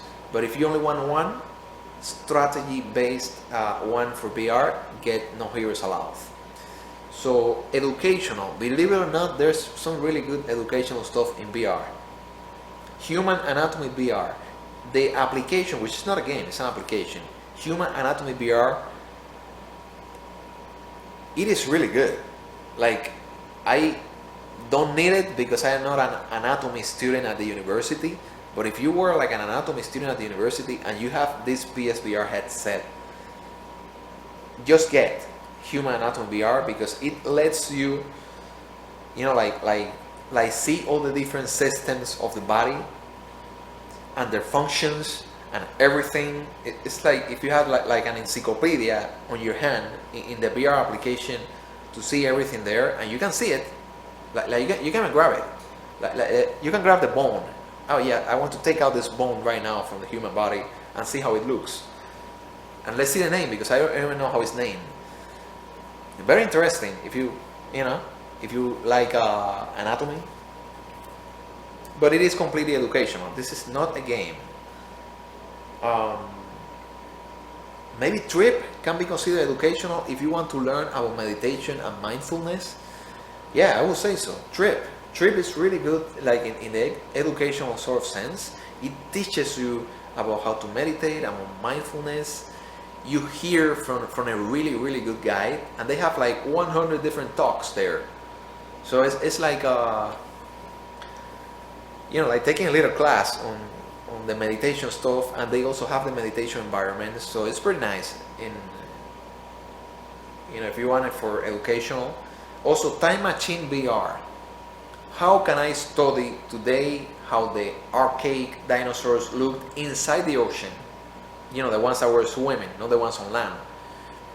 You do a lot of that in Time Machine VR. So for the people that are fans of evolution and dinosaurs, and you want to even learn about that, believe it or not, the VR game Time Machine VR teaches you some of that. Like, I know some of that because I completed Time Machine VR. That's why I know some of that. The ones that are only doable in VR, this is a pretty interesting category. So these are only doable in VR. Roach VR, Rigs, Sprint Vector, and To the Top. What these do and how I experience them, it can only be done with VR headset basically. So Roach VR, Rigs Mechanized Combat League, Sprint Vector, To the Top. All of them are in my top 25, and they're in my top 25 for a reason. They felt like something that you can only get with a VR headset. Okay, so here we're at the very end of my list. So, for dog lovers, this game is, it gets boring fast. It is very repetitive.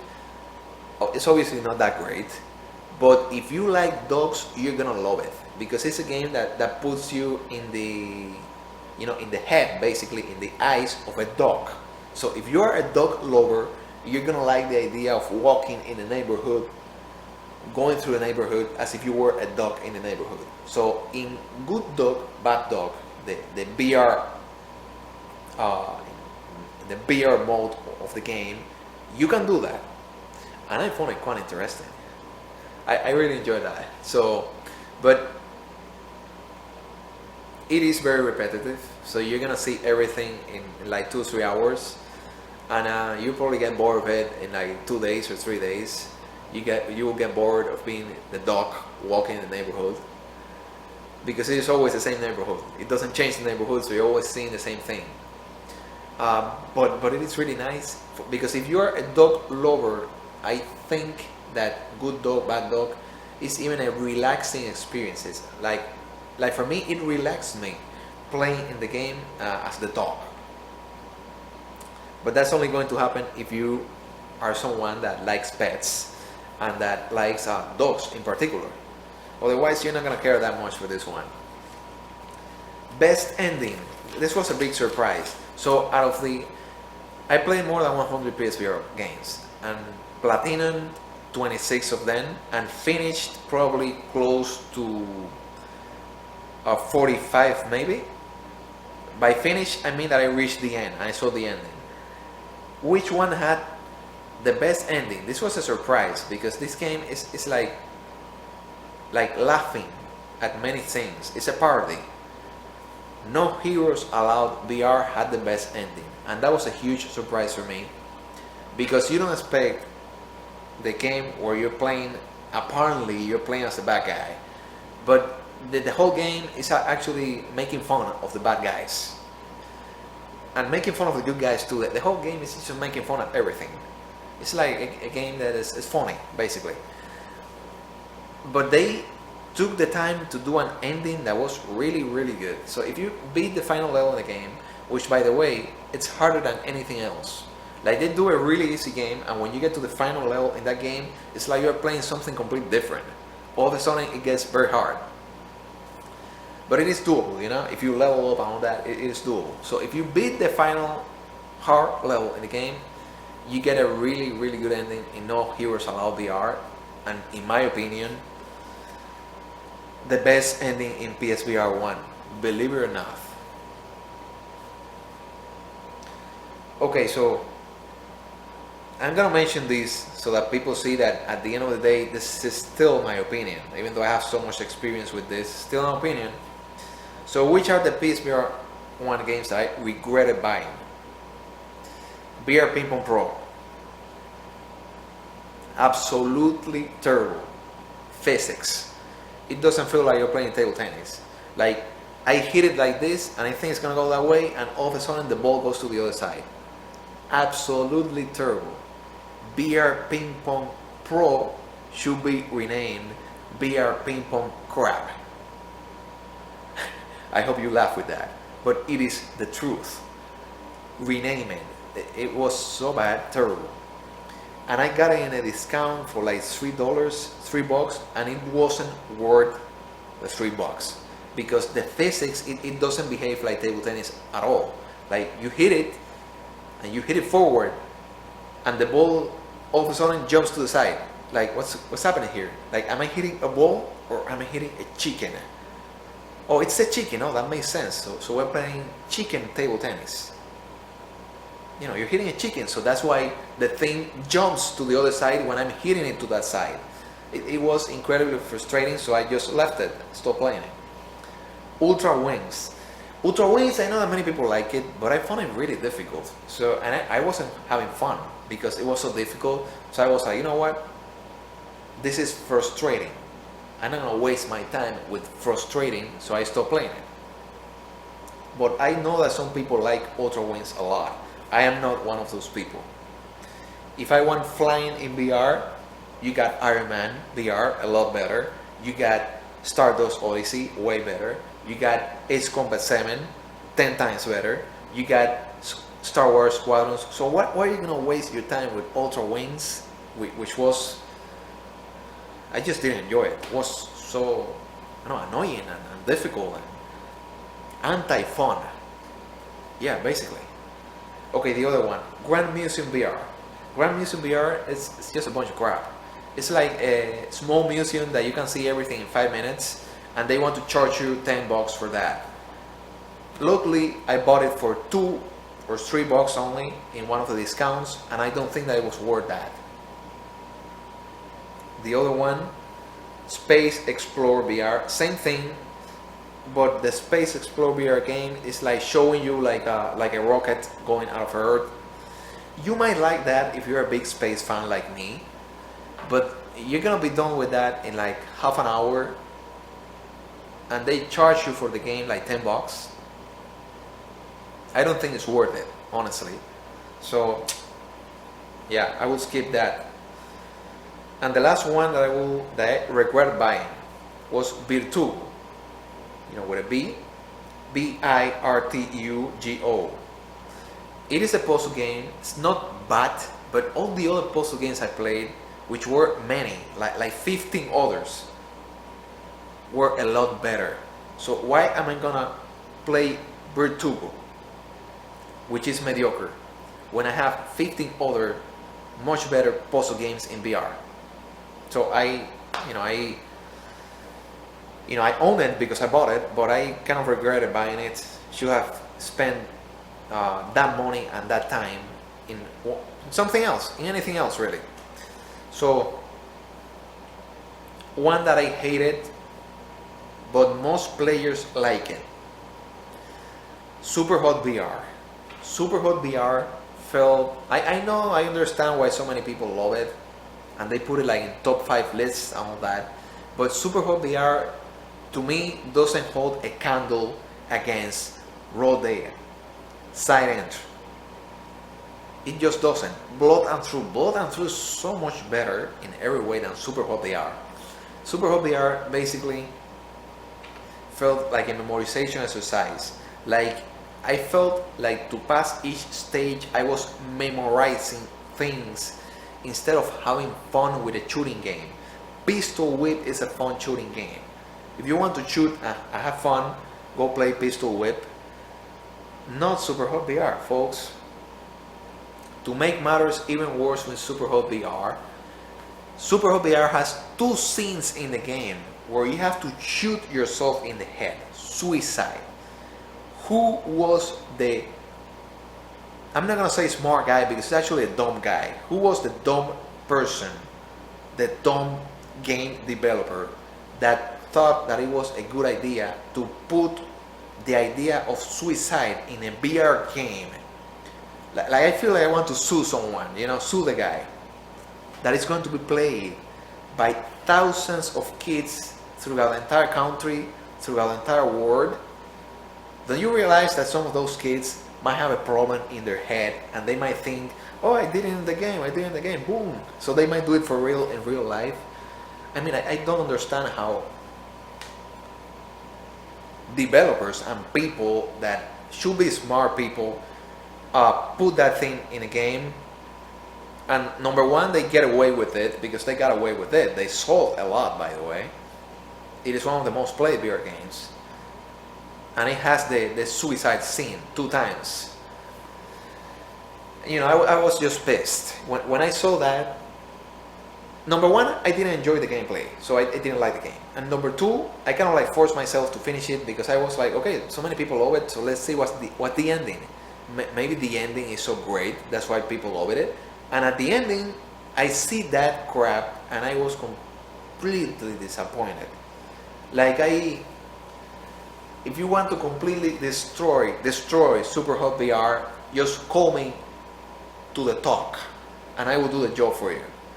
Like I can do a whole talking very badly, in a way that's gonna make it sink like to the bottom of the barrel for SuperHot VR. With the things I saw there. Also, I beat it in 3 hours and I paid in a discount like $20 for it, $20. Are you serious? $20 for 3 hours? And then some people tell me, no Pedro, no brother, but it's the challenges. It has many challenges and many speed runs and the trophies. If you do the trophies, it takes you like 20 hours to complete or more. Man, I didn't care about the trophies and the challenges for a game that I didn't even like. Honestly, I didn't even like it. So, SuperHot VR, not my thing. I didn't enjoy it at all. So, let's look at the other side of the coin. So, which were the ones that I loved, but not everyone, but most people hate? If you go to the VR YouTubers, the other VR YouTubers and reviewers, and you look for reviews of these, they are going to destroy them. They just didn't like them. They give them like 1 out of 5. Brog. B-R-O-G. It's a game where you play like a little frog in a swamp, jumping around and eating all the things that you see around. And there's like a completely crazy, psycho, maniac, gigantic pelican like that running after you. So you're eating everything and you're the king of the swamp, but this other crazy psycho pelican can eat you. And you have to be running there. I had so much fun with that. Like running away from the psycho pelican and just screw this psycho pelican and just run there and do this, do that. It feels like a distressful activity for me. I don't know why. I don't know why I enjoyed that one so much. So, in my opinion, Brog, the one that is spelled B-R-O-G-B, like that, was very fun. It gets repetitive, but you can, in a couple of days, you can do everything in it, and there's nothing new, so it's the same thing again.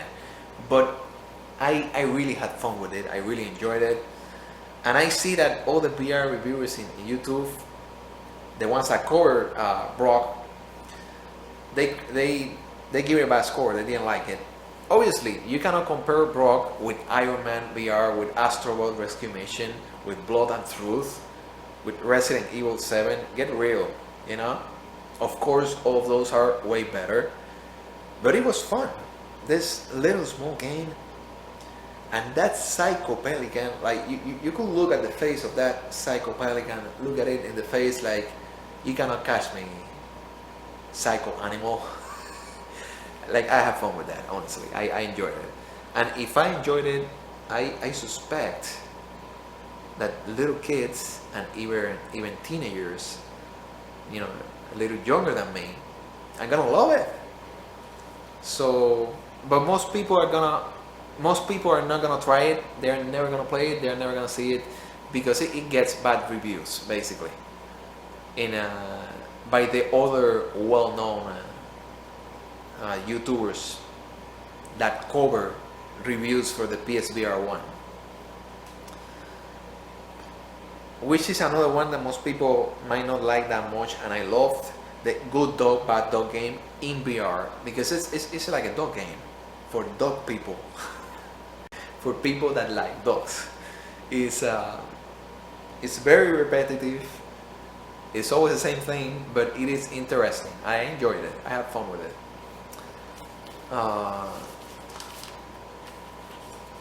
What else? We're done here. Like, I went on 2 hours and 21 minutes.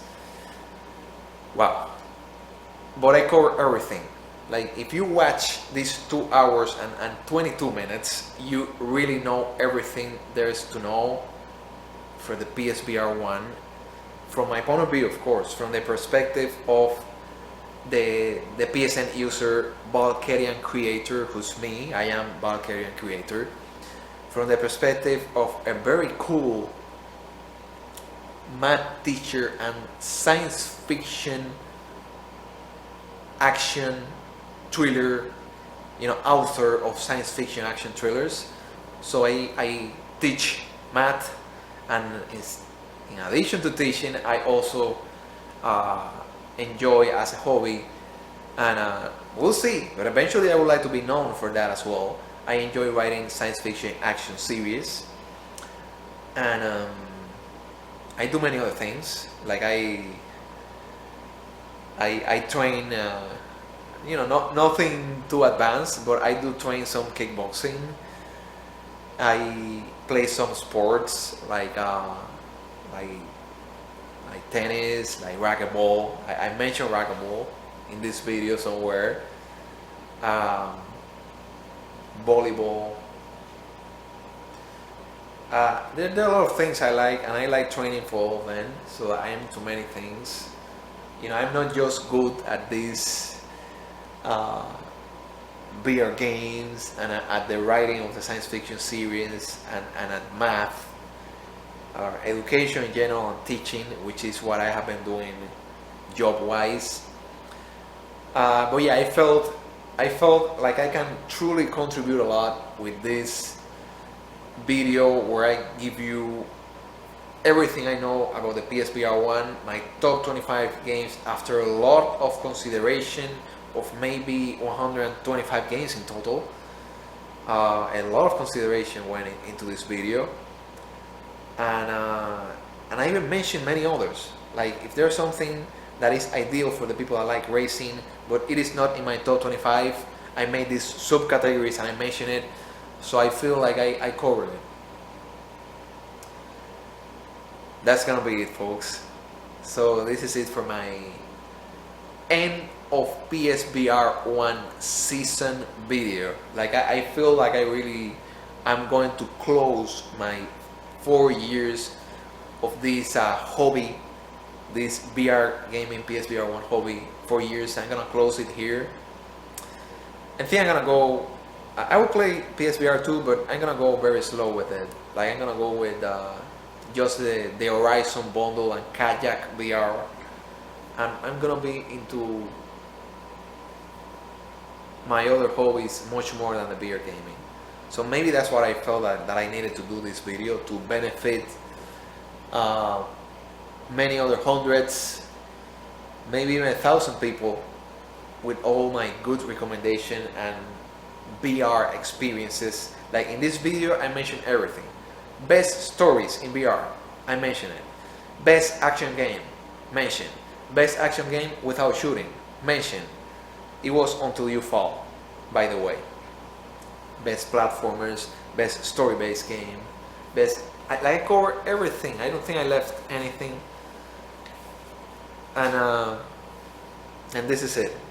So hopefully this is gonna be useful for some people. I dedicated 2 hours and a half to close my PSVR legacy before I, just leave the VR a little behind and focus completely in the, in my math teaching, which I also want to do it, like my own, like here on YouTube. Like I want to do it on the side too, basically, to see if it goes somewhere, because I know I'm very good at that, basically at teaching, and the writing. I want to finish writing my first science fiction action book, and publish it and share it everywhere. So the end of my PSVR1 season essentially is going to be now. You're seeing it now as I click and end this video recording right now. So I hope that you enjoyed it. If there's like any question, like anything specific, like, oh, Valkyrian creator or author Pedro Cristobal, or math guy Pedro Cristobal, what do you think about this game? Did you play it and you want to ask me? Let me know. I will see it and answer it. So this is it, folks. Hope you liked it.